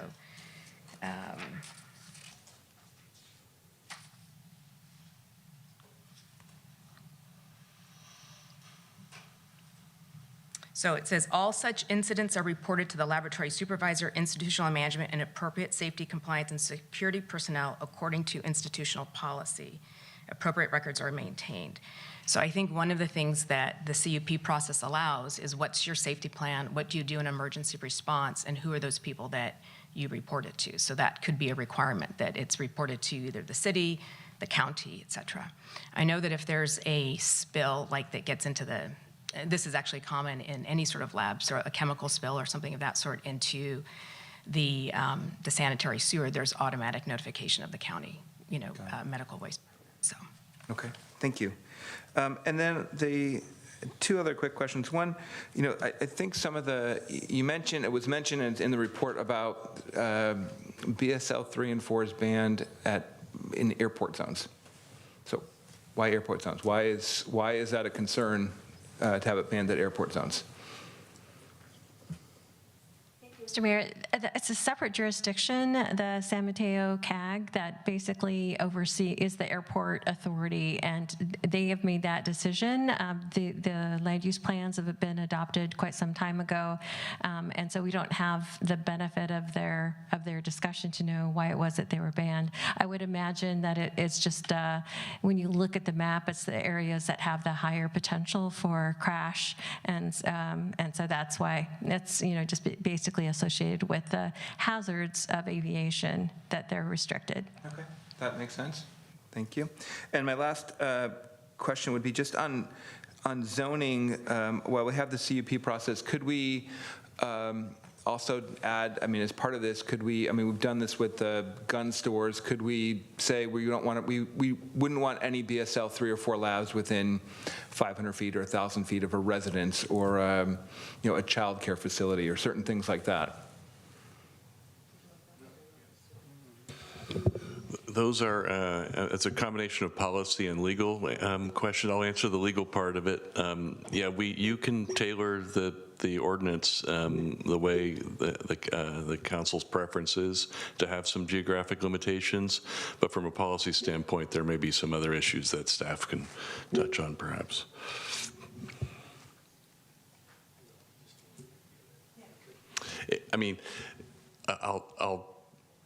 We did that with firearm stores and with the and cannabis, and the geographic limitations can be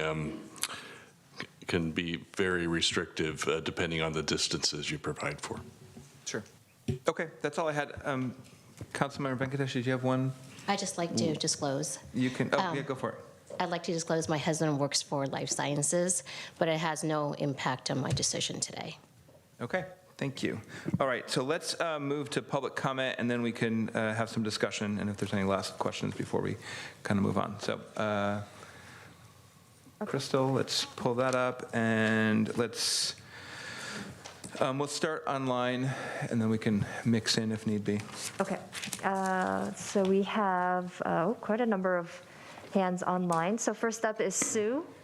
And Crystal, before you start, I just want to also just remind people that we have 2 minutes for this per speaker, and I'm going to try to hold us to that because it sounds like we have a lot of speakers, and I want to be mindful of the time.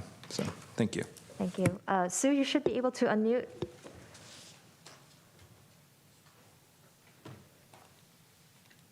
To unmute. Okay, can I start now? Yes, thank you.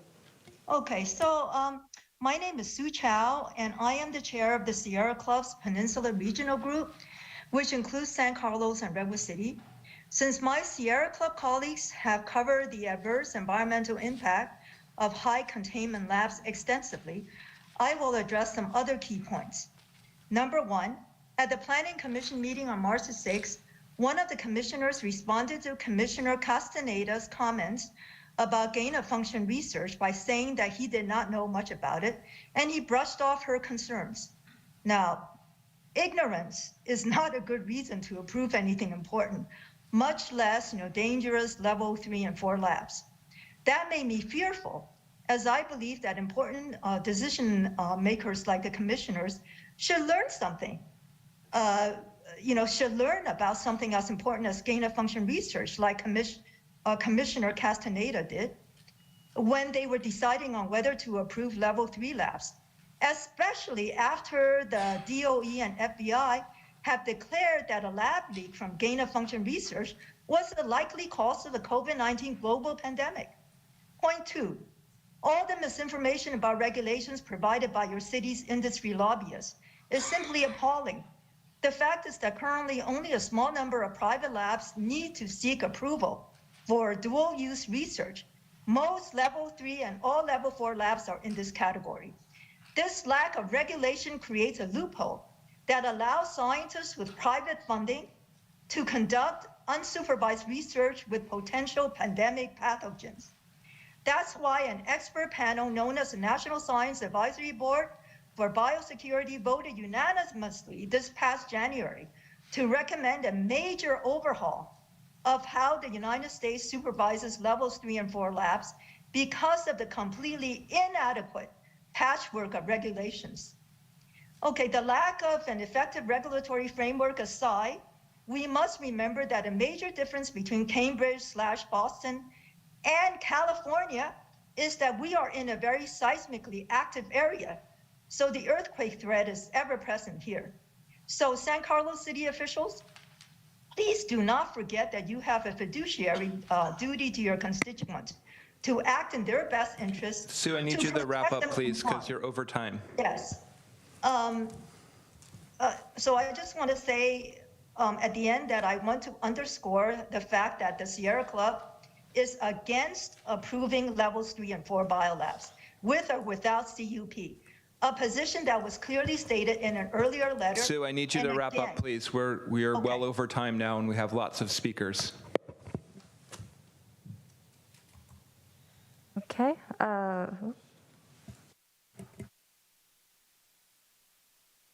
Second, I'm having technical difficulties. There we go. Okay, so our next speaker is Richard Ebright. You'll be followed by Sam Herzberg. Hello, my name is Richard Ebright. I'm professor of chemistry and chemical biology at Rutgers University. Vice Mayor Dugan tonight asked why there is no information on the number of BSL-3 labs nationally. The reason for this is that no national agency and no state agency currently compiles a comprehensive list of BSL-3 laboratories.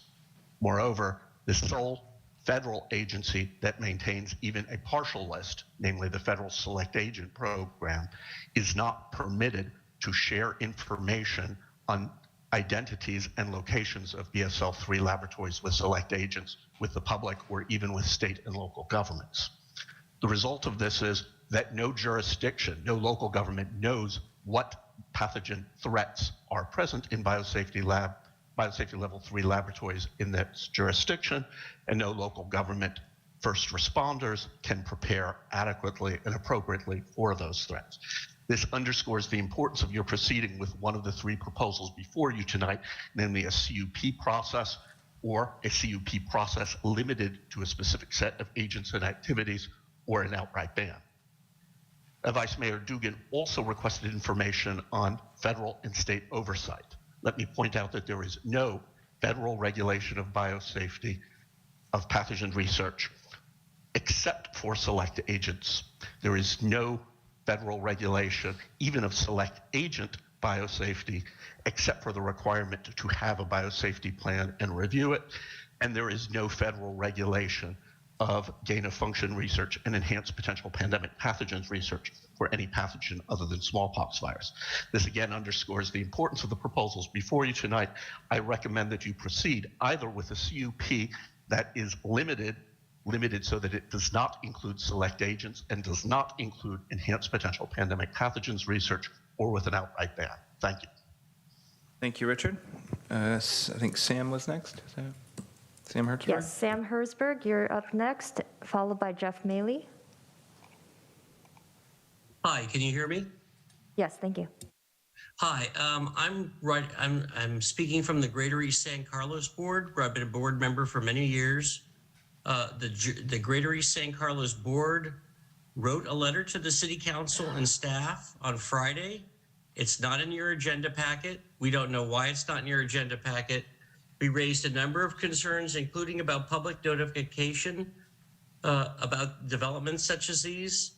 We would like to be more noticed about more developments on the east side, as we're not getting notices, we're not getting referrals, we're not getting the sequent notices sent directly to us with their developments surrounding our neighborhood, and we'd like that corrected.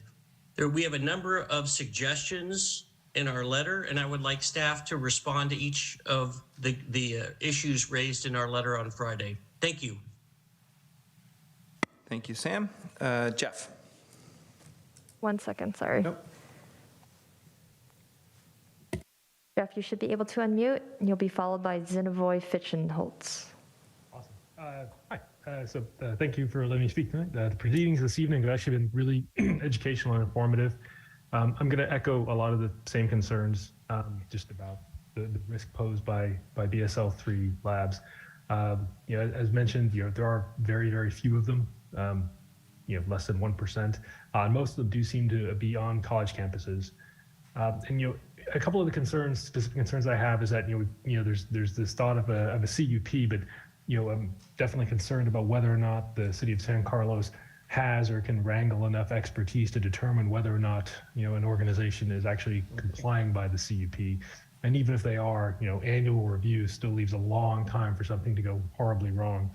There was a question directed at one of staff about any known lab leaks, and the response was that there weren't any that they knew of in the Bay Area, but there are a lot of labs across the country, and you can go on Wikipedia and find that as recently as a few years ago there were gnarly releases in BSL labs in the U.S. So this is not something that never happens. Even the slightest risk, you have to decide how much is it worth the city to have their citizens sick or even dead? When it comes to human life, I don't know that you can really put a price on that. I don't know that any of the revenue derived is really going to be worth that. So I would just voice my enthusiasm for the city adopting a ban on BSL-3 labs. Thank you. Thank you, Jeff. Thank you. Zinovoy Fichenholz. You'll be followed by Gladwin De Souza. Hello again. So I want to echo the previous speakers, in requesting that the city, the council consider the ban for the BSL-3 and 4. But please consider two questions. We heard a lot of in the presentations today about how engineered and well built they are. Please consider them, ask them to provide a report. What could possibly go wrong in the Wuhan lab? Okay, something did go wrong. The Chinese do a very good engineering and very good building. Something went wrong. I also want to consider the question to the fire department representative. May I ask where you got the training if there is no accidents ever recorded anywhere in California? How and where did you get the training against these kind of pathogens? You may have the suits, you may have the respirators, but you don't have the training how to deal with this if a disaster happens. So please don't fool the public that you know anything about it if, God forbid, something happens. Building a BSL-3 lab in a densely populated residential community is a crime. Thank you.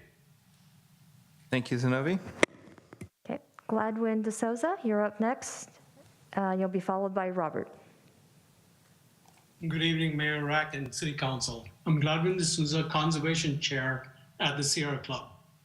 I support the Council's original position and staff recommendation to adopt an ordinance amending the Municipal Code Title 18 to prohibit activities with biosafety levels 3 and 4. Please note that the environmental impact report for these facilities was conceived under different circumstances. The developer did the document for the empty shell of the building with tenant usage unknown.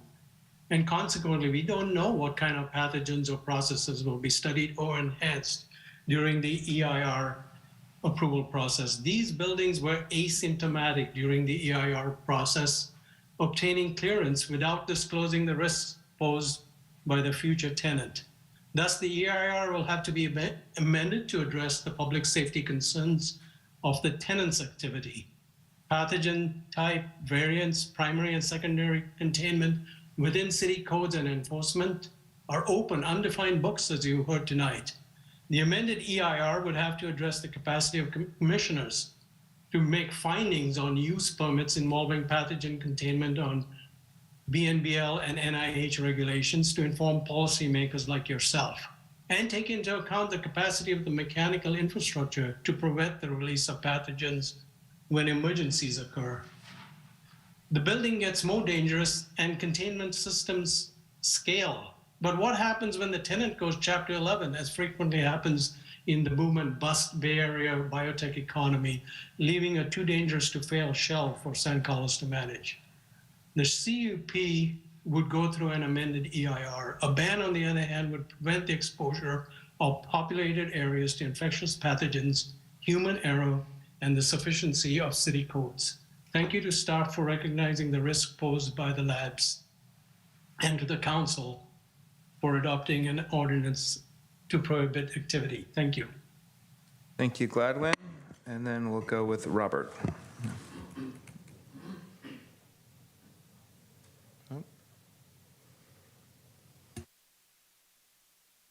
Robert, you should be able to unmute. There you go. Yeah, I just did. Hello, Mayor Rack and council members. My name is Robert, and I visit family members in San Carlos. I called to ask you to be in high contaminant level 3 biolabs. I saw the photos and videos of all the flooding that happened in December. I was surprised to hear that the city is considering allowing these labs in the areas that flood. Why don't Silicon Valley City and counties have biosafety lab regulations? I read that many cities on the East Coast ban level 3 labs because they decided these labs are too dangerous to be located in densely populated areas. Cities around Cambridge, Massachusetts includes Natick, Broxborough, and Brookline ban level 3 labs. It seems like a lot of these labs are being planned in San Carlos and in the Bay Area. That's hard to believe because San Carlos is only 1 mile away from the San Andreas Fault. I was there in 1989 when the earthquake collapsed the Bay Bridge. What happens if these labs are damaged in an earthquake, flood, or fire? Couldn't these type of natural disasters damage the lab buildings and allow deadly pathogens to escape? We're just getting over the COVID pandemic. Why risk another one? Please follow the lead of other cities who listen to the concerns of their community members and put safety first. Please ban level 3 labs in San Carlos. Thank you. Thank you, Robert. Thank you. Gita Dev, you are up next, and you'll be followed by Paul Magginetti.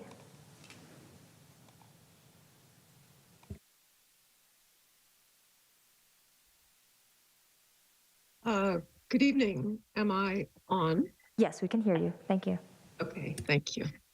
Good evening, Mayor Rack and council members. I'm Gita Dev, and I'm co-chair of the Sustainable Land Use Committee in the Sierra Club Loma Prieta chapter. I should start by saying that the Sierra Club actually welcomes this important and innovative industry. However, we all, I hope, recognize that by its very nature of working with varying levels of infectious agents, from E. coli to dangerous pathogens that cause pandemics, it comes with different levels of risk.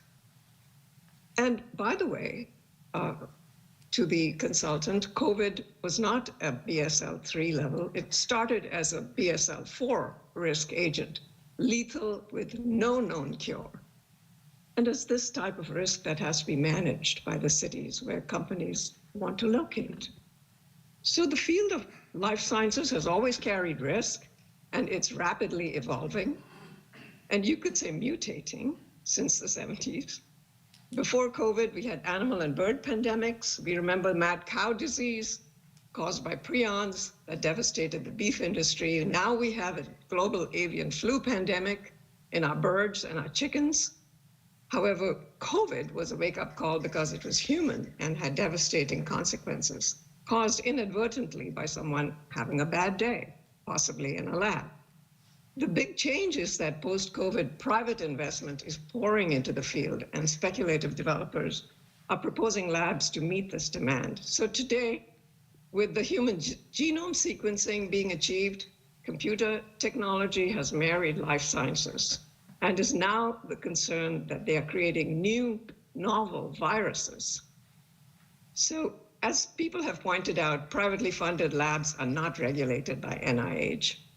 NIH has no knowledge of them, and this is a cause for growing concern since no one knows where they are and what research they are doing.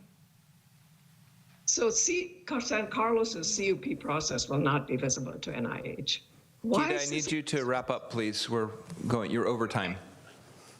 So I would just add that with these serious concerns, we believe San Carlos is a small city that does not really qualify to be a center for BSL-3 research that endangers their residents, and also the entire Bay ecology. Thank you. Thank you, Gita. Okay. Next up is Paul Vaginetti, and you'll be followed by Bryce Nichols.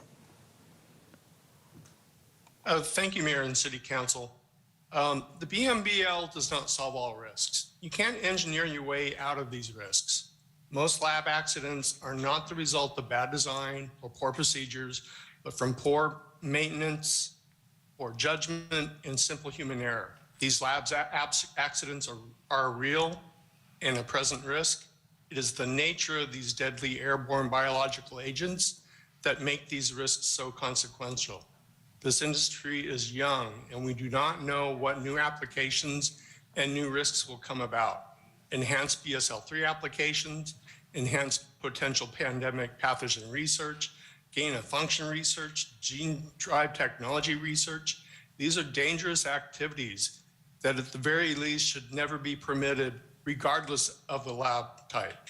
Given enough time and enough labs, such a lab accident becomes more likely. We don't even know how many private BSL-3 labs there are. This secrecy is disturbing. How much confidence can the public have in the CUP process for this unique situation?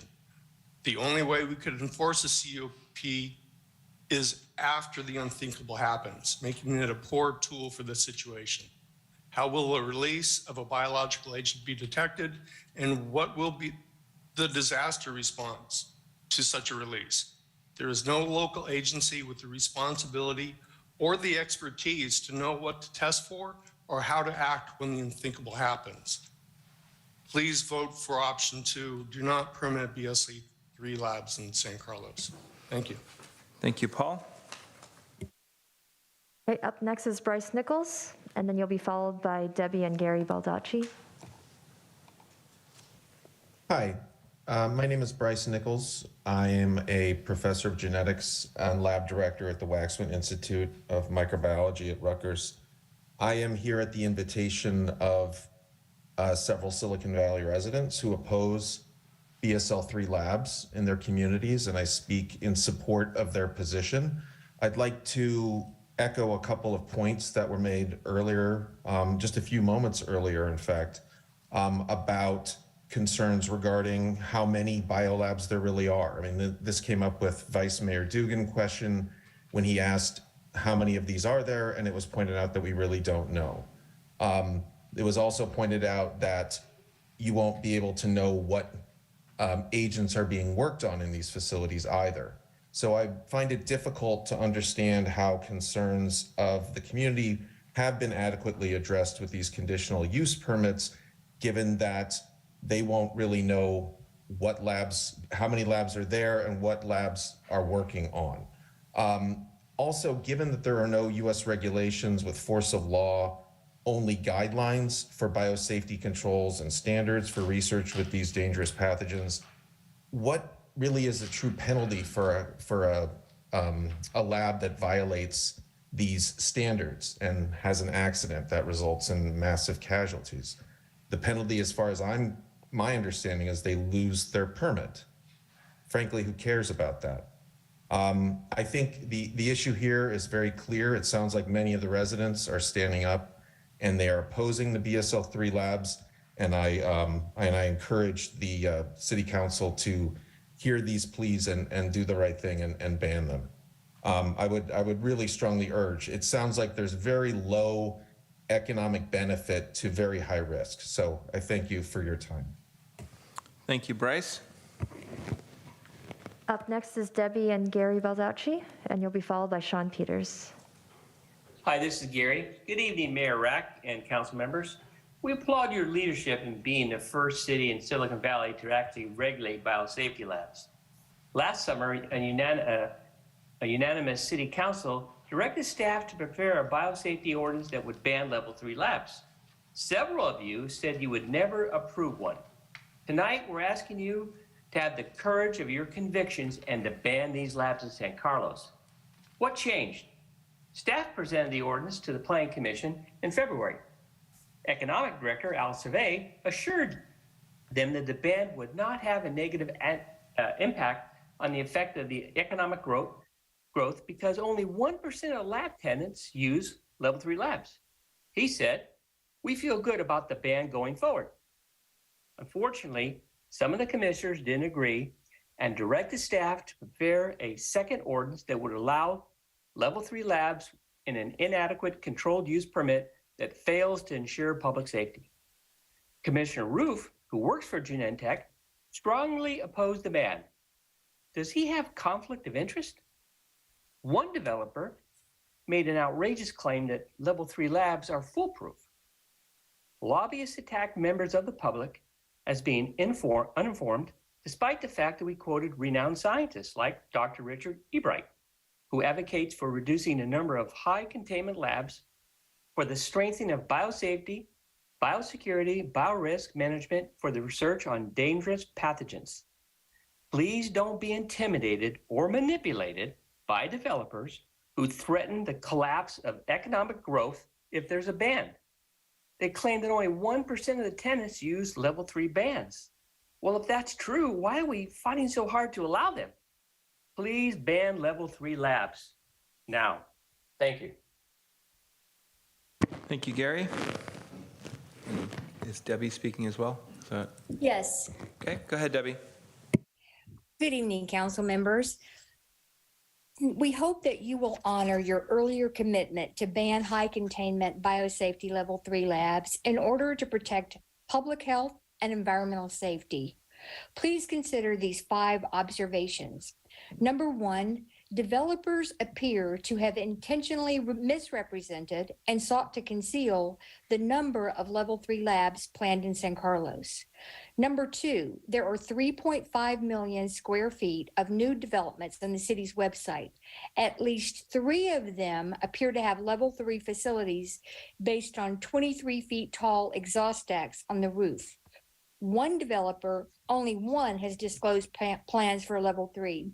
Number 3, and this is the most important, Alexandria, a leading developer for life sciences, is planning to make San Carlos a part of a biolab cluster associated with Stanford.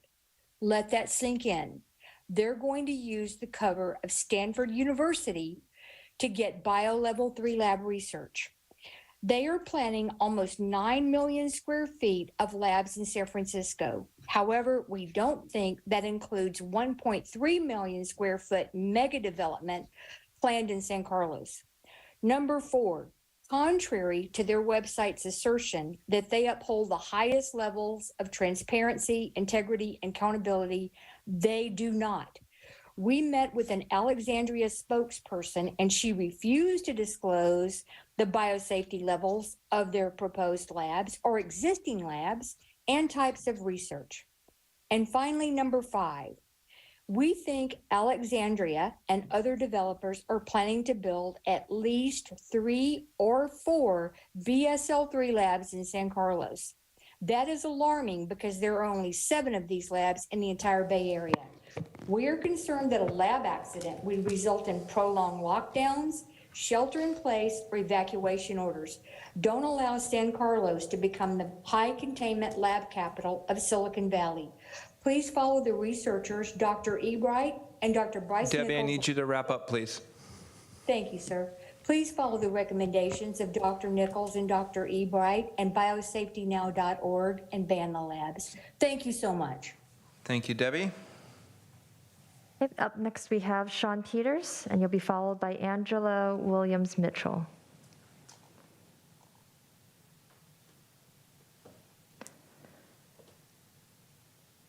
Sean, you should be able to unmute. All right, I just unmuted. You can hear me okay? Yes, thank you. All right, great. Good evening, Mayor Rock, council members. We support a ban on level 3 labs in San Carlos. We're concerned about the high risk nature of the research performed in these labs. There are multiple public environmental safety issues, and I'm going to focus on 4 of them. Flooding being the first. Many of these labs are planned in areas of consistent flooding. We live on the Pulgas Creek. We've witnessed this flooding ourselves firsthand. Alexandria's proposed 1.3 million square feet of development is on the banks of the Pulgas Creek that we live. This creek is overflooded and flooded the streets around that site, including El Camino Real, Old County Road, Industrial Road, on December 31st of last year. Presidio's proposed development on 642 Quarry Road is on the banks of the Belmont Creek, and that site flooded too. These proposed are level 3 labs on that site, and it's unsafe to build high containment labs next to creeks that consistently flood. Number 2, evacuation routes. Life science developments will bring an estimated 9,000 new employees into San Carlos by 2030. If there's an accident or loss of lab containment caused by a natural disaster, such as recent flooding and landslides on Edgewood Road, evacuation routes are going to be compromised. Number 3, energy use. Level 3 labs consume 5 to 10 times more energy per square foot than office buildings and lower level labs. Those labs often don't have solar panels because of the roof exhaust stacks, and they use natural gas. We are exempt from these new requirements that ban natural gas in new homes and require solar panels. Many of us have already experienced power outages and rolling blackouts. How is the electrical grid going to handle 5 to 6 million more square feet of biolabs? Last, number 4, water use. One development of 642 Quarry is going to use 27 million gallons of water per year. There are 10 water storage tanks for that area with a combined total of only 11.36 million gallons. If one of these labs uses 27 million gallons, how much are those other labs going to use? And what happens if we have another drought? So level 3 labs use more water, energy. Sean, I need you to wrap up, please. Please honor your earlier commitment to ban them from San Carlos. Thank you. Thank you, Sean. Angela Williams-Mitchell, you're up next, and you'll be followed by Anna Akshar.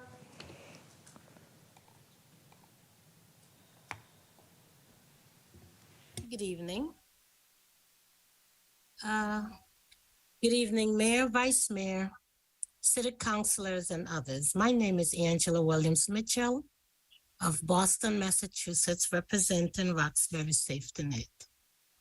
Prevention and intervention is better than having to evacuate your citizens, which would not happen without an increased safety threat in the event of a release of significant risk. Building high contaminant slab in a flood zone can pose significant risk to public safety and the environment. Floods can damage or destroy the facility, leading to the release of hazardous material into the water, air, and soil.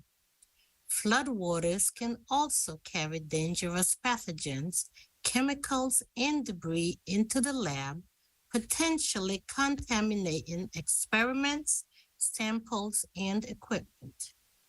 To ensure the safety of the public, some important questions to be asked are: has an environmental impact study and risk assessment been completed, and what has it shown?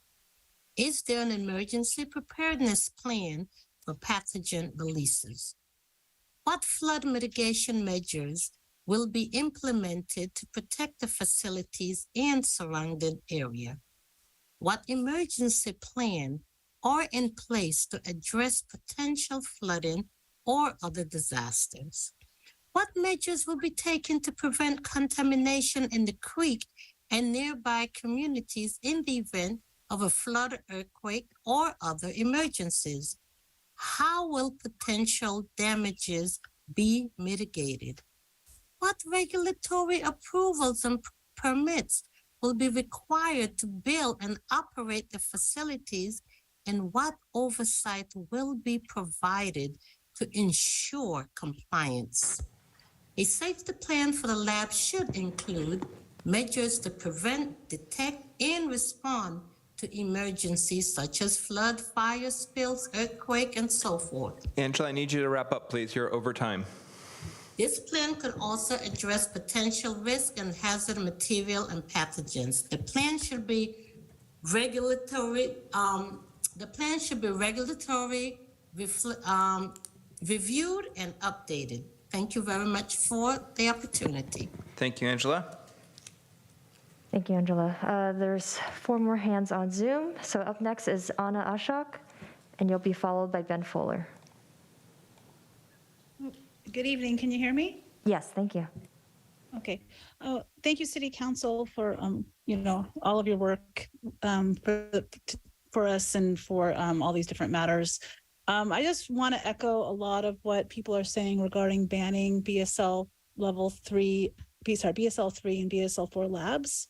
1% of these labs are BSL 3. Sorry, 1% of the total labs currently are estimated to be BSL level 3. We don't need them and we don't want them in our backyard. The city staff still, recommends this ban. Please continue to honor what you originally committed to. Please protect the residents. The flood and earthquake risk is serious. We've already, we keep having so much climate change, so many storms, atmospheric rivers, et cetera, atmospheric storms, et cetera, whatever they call them. I'm sorry, I'm a little nervous. I get really heated about this because I have lived here for 16 years and I love this city so much, but the constant stress with construction and all the changes going on, I mean, I'm all for that, but the constant worry of our health and safety with the possibility of a leak happening in a BSL level, BSL lab, it's just not worth it. As my fiance Jeff said, you can't put a price on human life. And I got to say, I was at the city planning meeting when they were talking about putting in the CUPs and putting this conditional use permit like as an add-on. And it just seemed like they were talking about, oh, what if San Carlos can land, a discovery, and we don't want to miss out on that. There was some talk about like not missing those chances and those opportunities. And it just sometimes seems like the city cares more about money than human life. And it really makes me sad, and it makes me want to sometimes leave this area. And I really don't. I just, please protect us. Please ban the BSL 3 and 4 labs. Thank you. Thank you, Anna. Okay, up next is Ben Fuller. You'll be followed by Dimitri Vandelis.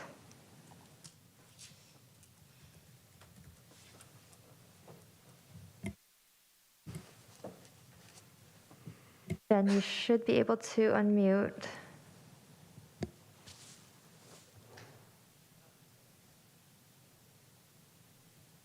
Okay, I think we'll go ahead and move forward, and Ben, we'll come back to you when you're when you're back here. So Dimitri Vanellis, you'll be followed by Jennifer Rossi. Hi, can folks hear me? Yes, thank you. Yes, hi. So a couple of things. Why are we here? I think I want to sort of pull us back. We're here because city staff and a developer wanted a BSL level 3 building with a child care center on site, and the public raised the alarm. In business-friendly San Carlos, if the community did not speak up, we would have BSL 3 labs allowed with no oversight. So I want to make sure we're all aware of this. With that said, I'm not here to argue banning BSL 3. I'm here to discuss what we should do as a community. There are valid reasons to allow, and there are valid reasons to disallow BSL 3. The real issues are, what infrastructure do we have in place for an accident? And what is the process we should have in place to consider whether or not to approve them? As a previous caller stated, there are numerous examples of lab biosecurity incidents. A quick web search will confirm this easily. Others have spoken about floods, but no one's mentioned San Carlos's toxic legacy, which has required substantive cleanup on the sites, these very sites that we're discussing. And no one, curiously, has mentioned the danger from the General Aviation Airport. The reason I bring this up is General Aviation has the lion's share of air traffic incidents. Just to pick out 1 year, in 2012, 273 fatal accidents, 1,472 total accidents. For commercial planes in 2012, 0 fatal accidents, 26 total accidents. That percentage is consistent from year to year. We have an airport. It's a General Aviation airport. No one has brought this up. No one has talked about a plane potentially crashing into a BSL level 3 lab.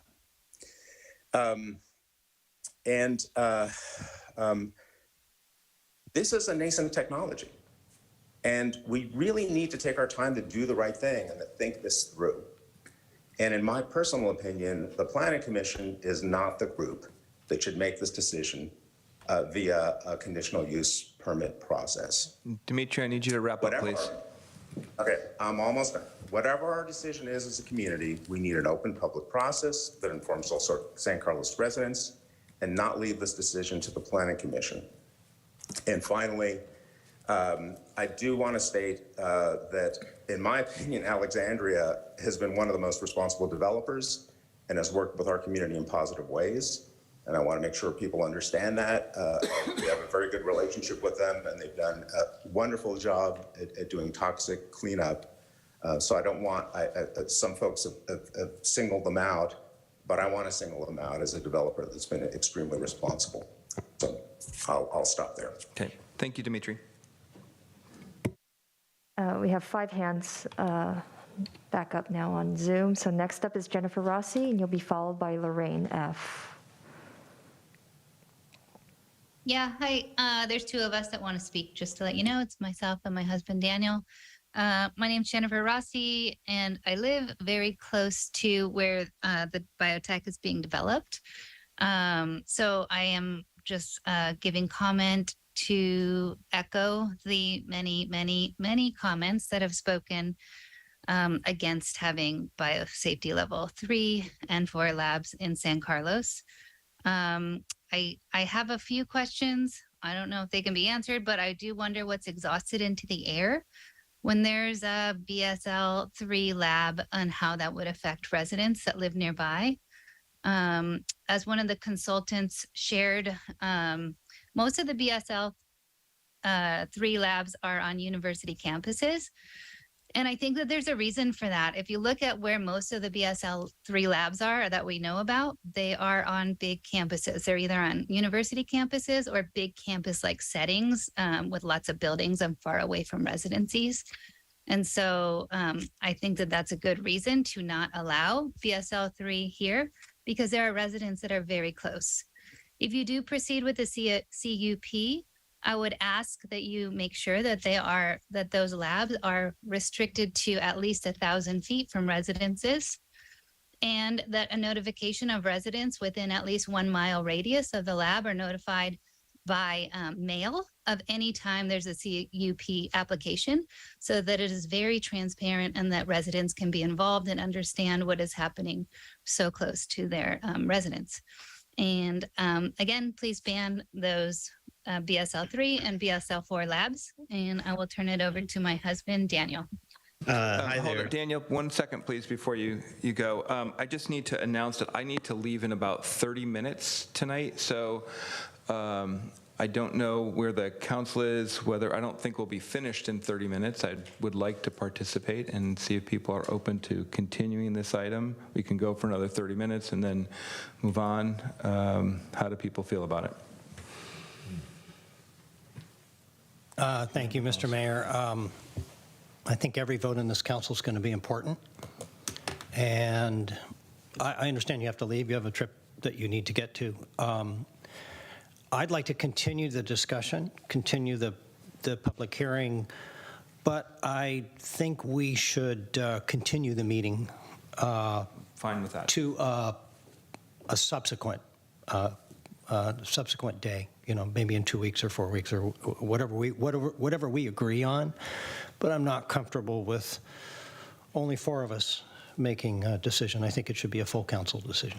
Okay. Councilmember Venkatesh. I second. Okay. Else? That's fine. I may or may not be at the next meeting. It depends on the Brown Act.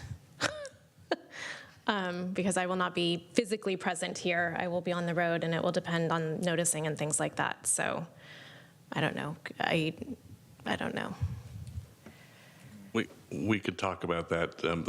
It's kind of a fact-specific, whether you qualify under AB 2449 or you want to do a traditional remote I would have meeting. to do the traditional remote. Yeah. We can, I don't know that there's a rush. I mean, is there anything that's pending in the next 2 weeks or 4 weeks that we have to, if we had to push it to the 24th? Okay. I would just say apologies to the public because I think a lot of people were participating tonight. Yeah, but I understand that these things happen. Mr. Mayor, if I may add, a lot of comments have raised questions that I think, I've been taking notes, I'm sure staff is taking notes. I think a lot of those comments deserve answers. So I think that might buy us some time, even if we have to wait until Sarah's back and we're all here in person. So Yeah, that's my I'd recommend there people.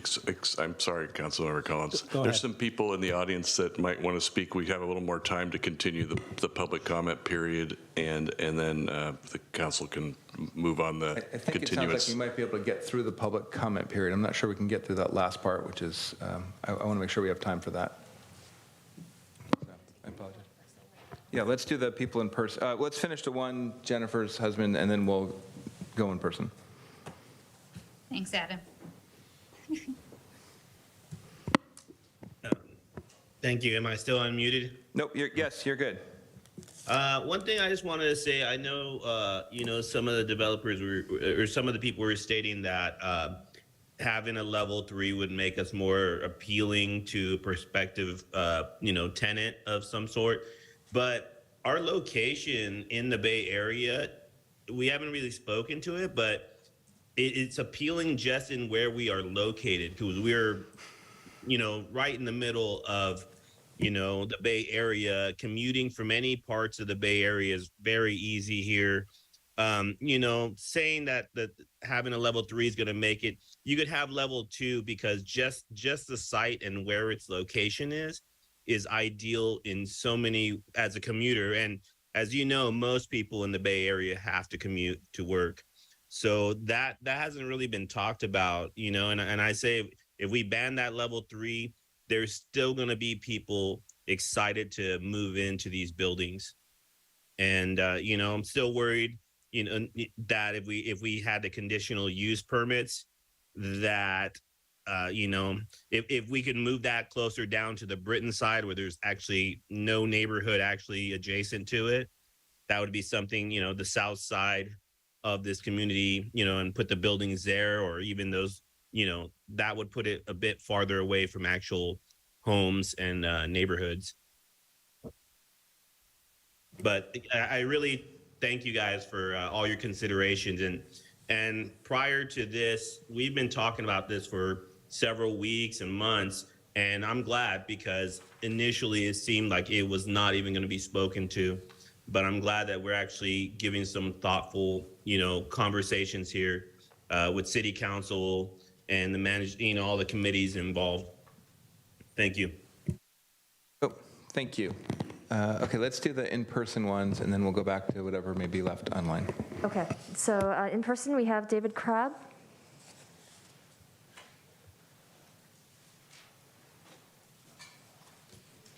Okay, David, and thank you for coming down. Oh, well, yeah. Good evening, Mayor Rack and the members of the council. I'm speaking here tonight, sort of for the Sierra Club, but I've been a San Carlos resident, and I've been speaking on a whole bunch of things. But I'm going to kind of do kind of a quick general thing here, and a real good question.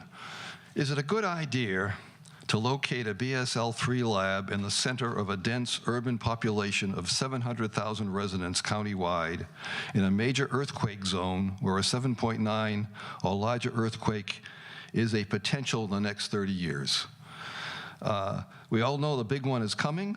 Why not plan ahead and make sure that we are not approving uses that could make the consequences of such a quake even more serious than it might otherwise be? Why would the city even want to take this chance? Let's immediately ban the BSL-3s. Now, I've been hearing arguments in favor of BSL-3, and so I want to talk about that for a second. The arguments I've heard in favor of BSL-3 is that this question about, well, it will put San Carlos at a competitive disadvantage. However, I think Al Survey in his this discussion on February 6th put that aside and said pretty much that they didn't think there was going to be a major economic impact on the city. So I think that's a non-starter as an argument against an argument for BSL-3. The other argument I heard was that if we ban BSL-3s, it would be a big blow to the overall bioscience research. That's just not true. Like, nothing would get done if we end up doing BSL-3. Well, that's absolutely not true. Most of the medications and treatments we currently enjoy have come out of BSL-1 and BSL-2 laboratories. This includes remedies for heart disease, cancer, Alzheimer's, autoimmune, and thousands of other afflictions. So the banning of a BSL-3 lab, which studies a tiny little segment of very infectious diseases, will not have a major impact on the overall improvement of human health and resulting from bioscience research worthwhile. So I think the two arguments in favor of a BSL-3 approval just don't make any sense to me. They're just not legitimate in comparison to the argument against in terms of the health issues involved. So for the Sierra Club and for myself, please ban BSL-3s. Thank you. Thank you, David. Thank you. And then next up in person is Stephen Godaz.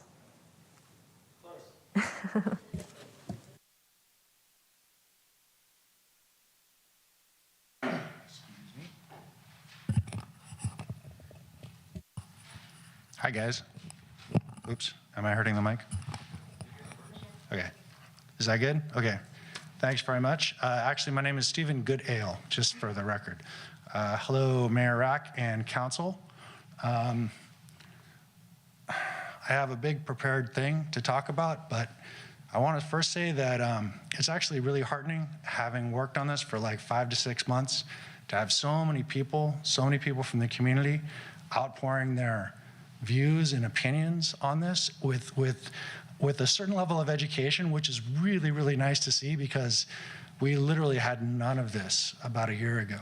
And there's been a lot of people that have been working really, really hard to try to understand this and figure this out, because the industry is very black box and very, trust us, we know what we're doing. And getting through those layers has been really, really complicated. I kind of wish I was a retained person so I could debate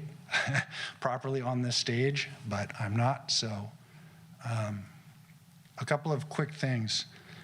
You are not, I wanted to let you guys know that yes, on the West Coast, so far as to our understanding, there aren't any other bans than BSL 3s, but on the East Coast, where they've been dealing with this for a long time now, something like 4 out of 10 cities that we looked into actually do have bans on BSL 3s and 4s, and they have committees that they've established as well. And yeah, they're all local. They're not federal or state. They're all local. So you're not setting a precedence. You're setting a precedence perhaps in the Bay Area, which I think would be a great precedence to set, but it's not on a national level. Boy, 2 minutes goes by pretty quick, doesn't it? Came all this way. All right, real quick. Select agents is a very, very small list, a super small subset of the various agents that are out there. Labs tend to be bad neighbors. They tend to be very noisy, very bright. They tend to have deliveries that are coming in all the time. And it's not good to have them near habitation. It's not good to have BSL 1, 2s, or 3s, or 4s near where people live. I guess I can save the rest for when you guys bring this back up again. You'll have a shot then. Yeah, but thanks, really, thank you guys for doing this. Thank you guys for taking this on. This is a big deal. This is a big deal, and it's on a national stage.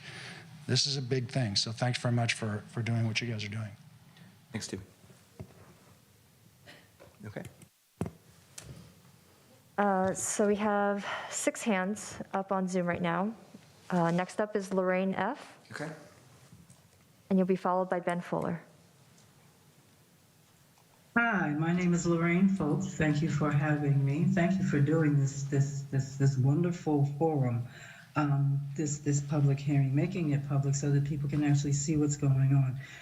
I'm from Boston. I'm with the Roxbury Safety Net as well. We've been waging a 23-year fight trying to make Boston University transparent. There too, they said they would never do certain things, and they did them. They have admitted that they've mixed viruses together. They have on the record. NIH knew nothing about it, according to NIH. But here's some things I want to say. Before, in my little 2 minutes. I do agree with the banning of the 3s and 4s. 1s and 2s are helpful, they help mankind, but 3s and 4s are nothing but biodefense weapons labs with dual use, gain of function, and anything else that can go on in there will go on in there. People do what they can get away with. As far as these biosafety committees, the biosafety committees are made up of the workers in the labs, the scientists and the professors, and some of the private companies who are going to be making and benefiting from the taxpayers' dollars that go for the research, paying for the research that go on in these labs. So that might be looked at as a conflict of interest at some point in time. The regulations on the virus, you cannot tell these folks what they can and cannot. Once you allow viruses, pathogens to be used, you can't really say what they can and cannot put in there. So just banning them altogether is the best option. The other thing is you as elected officials and your staff and residents and legislators, appointed commissioners and staff have every right to know and learn and understand the most importantly receive answers regarding bio-research lab facilities. Don't go for this, well, I'm not a scientist and I don't know, but that's not acceptable. That will not be acceptable in your legacy to your great-grandchildren or anyone else's. Suppose there's a scenario where there's a biological research. Lorraine, I need you to wrap up, please, because you're over time. Well, in the long run, what I'm trying to promote to you and to let you know is that this is not the first time that there is a lack of transparency and a rush to put these labs in place. This is money, this is an industry, and they are not transparent, never have been, never will be, and your legacies are at stake. Thank you very much for listening. Thank you, Lorraine. Ben Fuller, you are up next, and you'll be followed by Chris. Okay, can you hear me this time? Yes, thank you. Okay, I'm so sorry, everybody. First of all, I want to welcome Pranita to the council. Welcome, Pranita. This is the first time I've spoken since you've been on there. I want to just say a couple things. This thing about not getting our letter in the packet, we spent hours on that thing. So I don't know who didn't put the letter in. Can we please start to get our letters in these packets. Second, I want to say thanks to all of you guys. This is really great that the city and that the city council is working on all this stuff. I see a lot of thoughtfulness. I'm really, I'm enthused. I love the community input. So many experts, so I'm not going to try to be an expert on this because we have so many other great people who know a lot more about it. I will mention a little personal story though, and I think this is relevant. You know, at one point there were a bunch of pipes that were taken out of one area of East San Carlos and they were stored on the berm. And I was out in my car putting some stuff in the trunk one day, and all of a sudden this huge plume of like brown air hit me, and I was literally poisoned. And I went and ended up getting chest x-rays. You probably remember it. I got us on TV about it. It was such a big deal. And, you know, I could just imagine a bunch of people getting hit by a plume of stuff. And, you know, Dimitri brought up a good point when I missed my chance to talk, which is that we have been the leaders. We have this toxic legacy. We're still trying to clean our way out of things. And with the great council and staff that we have nowadays, you know, we've come so far. And so let's go the next step and let's make this happen, guys. And also, don't forget, everybody, we still got to put our trees and landscaping on the berm. Thanks a lot.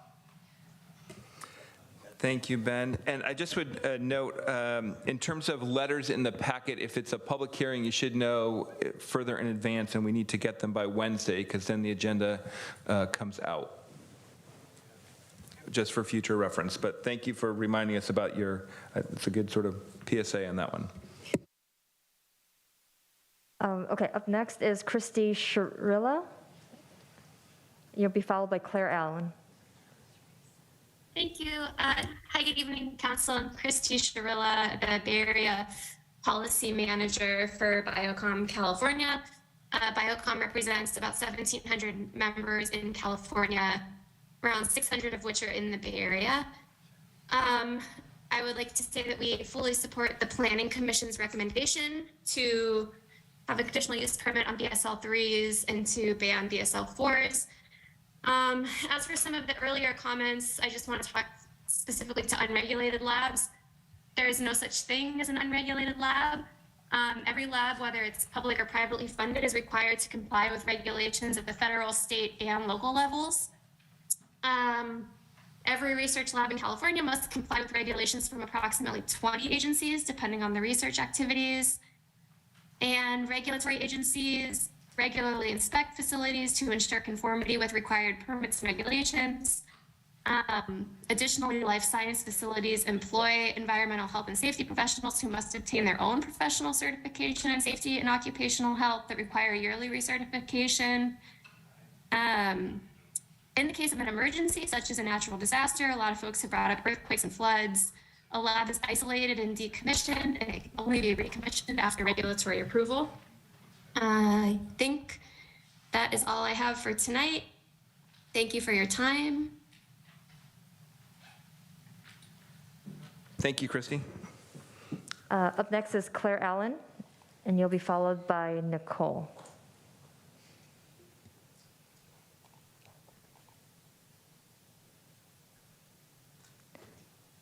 Claire, I saw that you unmuted, but you muted again.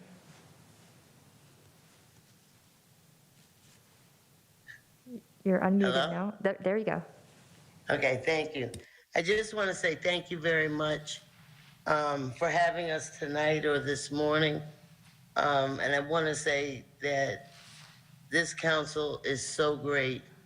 And I greatly appreciate and love to see labs banned.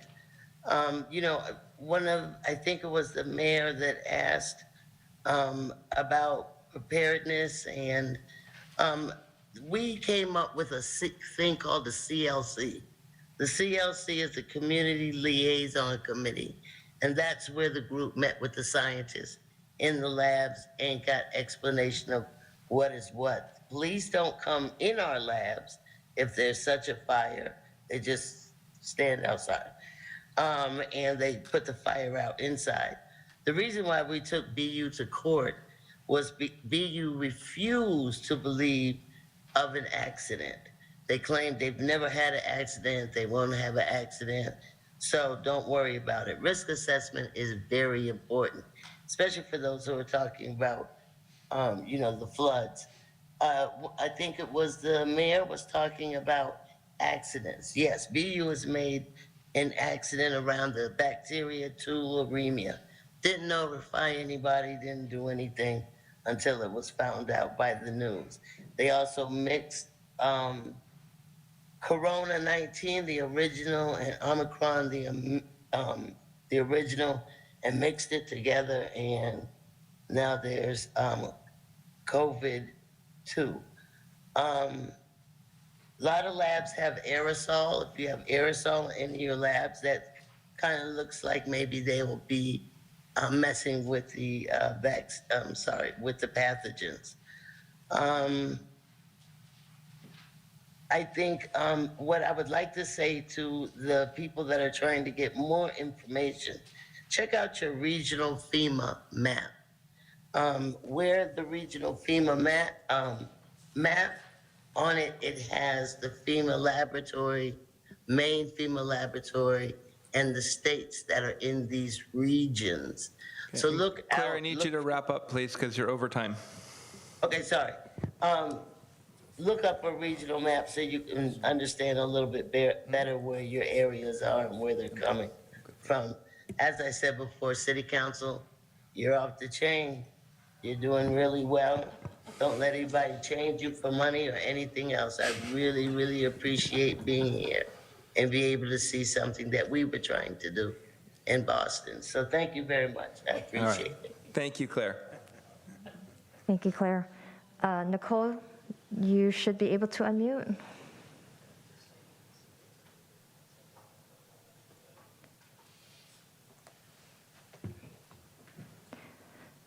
Nicole, you should be able to unmute.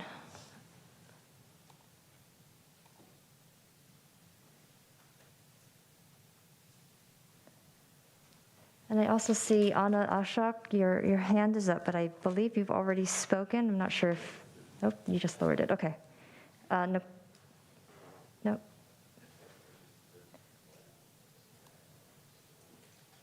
Is that it?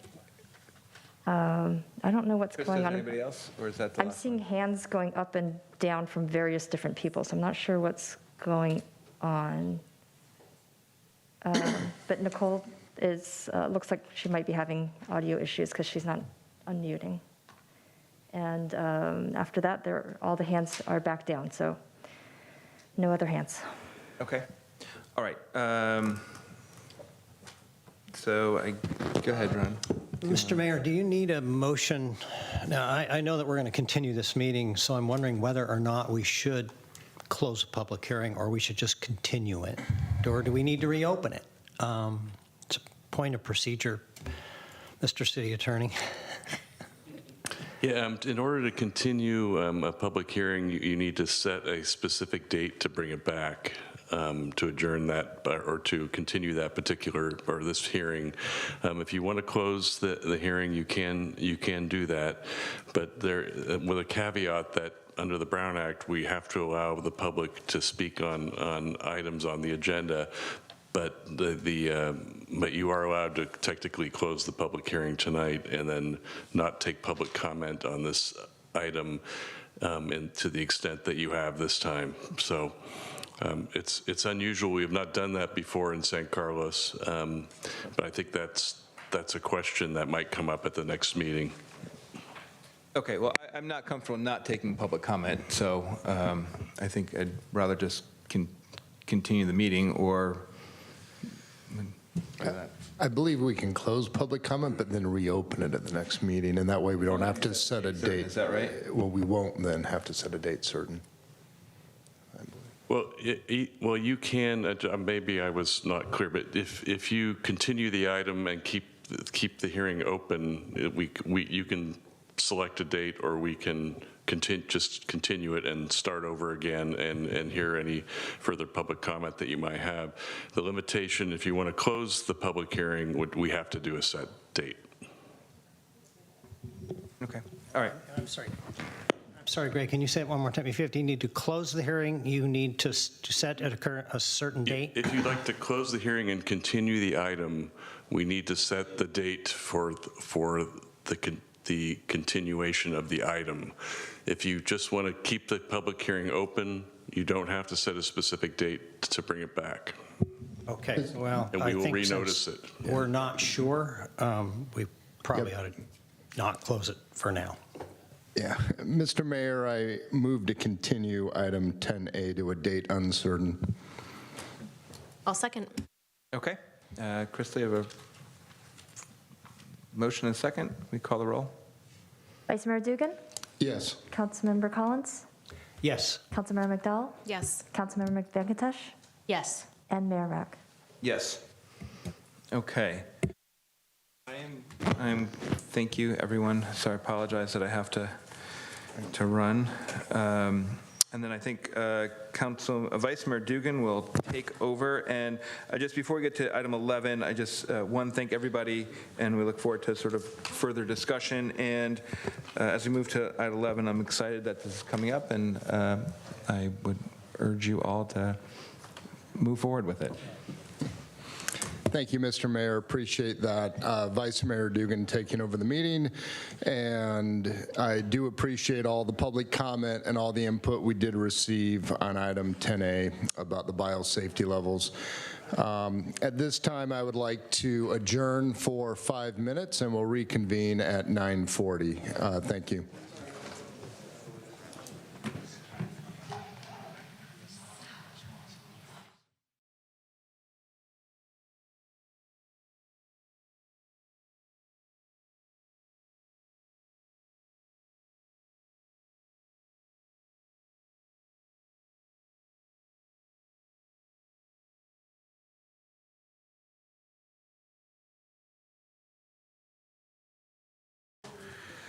And to move on to item 11A, new business, consideration of an appropriation for the preparation of a greenhouse gas in lieu fee study. Staff, do we have a report this evening?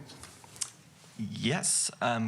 Good evening, Honorable Vice Mayor and members of the City Council. My name is Adam Lokar. I'm a sustainability analyst in the City Manager's Office, and this evening, as mentioned, for Council consideration is to adopt a resolution appropriating funds to prepare a greenhouse gas in lieu fee study. So a little background, as we've talked about many times, we have a local REACH code as adopted in 2021 that requires newly constructed buildings to be all electric, and this is a key component of key strategy to meet our climate goals. There are a number of exceptions to this REACH code, one of which is for scientific laboratories, provided that they produce a report that shows that it's not cost effective to build that laboratory as an all electric building. During a recent study session in January, the City Council reviewed a number of policies to electrify buildings. This included, options to remove some of these exceptions during new construction, and also options to electrify existing buildings. And Council provided a lot of direction on a number of these options, just one of which was to develop a program where new development exempt from the city's REACH code would still be required to fund activities in the community that offset any emissions associated with that exemption. So following up on the City Council's direction, staff are seeking to develop what we're calling a greenhouse gas in lieu fee, or a similar fee for new development exempt from the city's REACH code. To adopt an in lieu fee, a study must first be conducted that justifies any fee and is based on a reasonable connection between new development and an associated impact, and that it is supported by specific findings. Therefore, the city needs to retain professional services to conduct, the technical analysis, to prepare the study, and to support the implementation and development of a fee. Therefore, staff are seeking $50,000 from the General Capital Fund unassigned fund balance for the preparation of the greenhouse gas in lieu fee study. We will be issuing requests for proposals to solicit professional services to conduct this study. We're expecting it to take approximately 3 to 6 months to complete, at which point we'll return to Council with a recommendation for possible adoption. During that time, we can also begin, designing a program, thinking about how any of these funds could be used and how they might be administered. So tonight, our recommendation is for the council to adopt a resolution appropriating $50,000 from the General Capital Fund Unassigned Fund to prepare a greenhouse gas in lieu fee study. And with that, I'd be happy to answer any questions. Great, thank you, Adam. I appreciate that good report. Any questions from my colleagues this evening?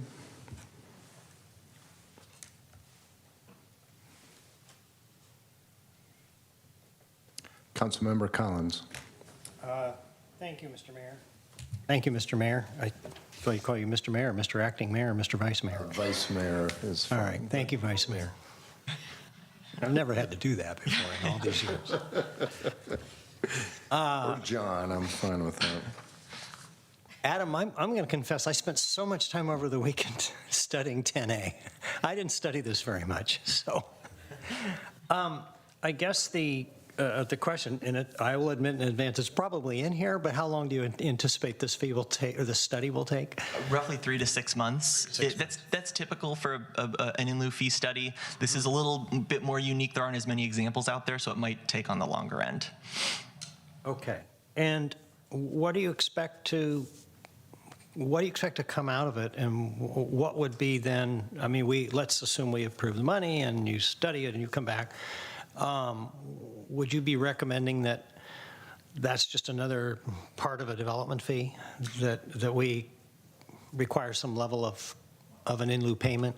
Exactly. Yeah, we're imagining this, at least now. I think the study will help provide some context and some more detail, but I'm imagining something like some of the other fees that this city has, in lieu fees, like a price per square foot, that could be applied on development that is exempt from our REACH code, to be used in other ways that could offset any emissions associated with that exemption. All right. Yeah. I am absolutely certain that Sarah and Pranita studied this in depth, so I'm sure that they have more in-depth questions than I do. So thank you.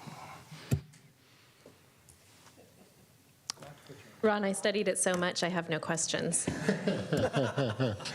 Terrific. Seeing no other questions, I have hopefully a quick one. So I understand the 3 to 6 months, possibly, likely more the 6 months, given its unique study.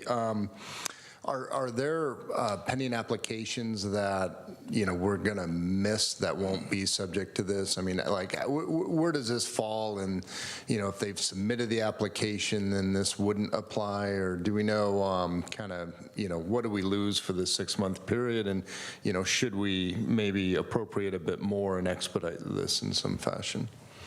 I'm not entirely certain if there are projects that that we may miss. I'm not sure where they currently stand in the pipeline. I will say our REACH code does still have the requirement that they have to produce a report kind of looking at if it's cost effective or not to build as an all-electric building. So that requirement is still there. And I'm not familiar with any that are in the process of preparing that report currently. Okay, very good. Any other questions from my colleagues? Any public comment on this matter, Crystal? We have no speaker cards for in-person. We do have one hand up on Zoom from Gladwin De Souza. You should be able to unmute.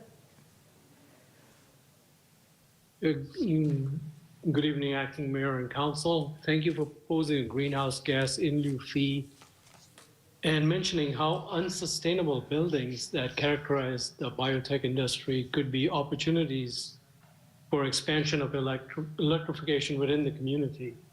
The IPCC's 6 recent reports points out that we should be pricing waste and pollution and using the funds to help with transition. And San Carlos is leading the way by showing us how to do that with greenhouse gas in lieu fee. Thank you. Thank you very much. Thank you, and there are no further hands. Okay, very good. Any further comments or questions from my colleagues?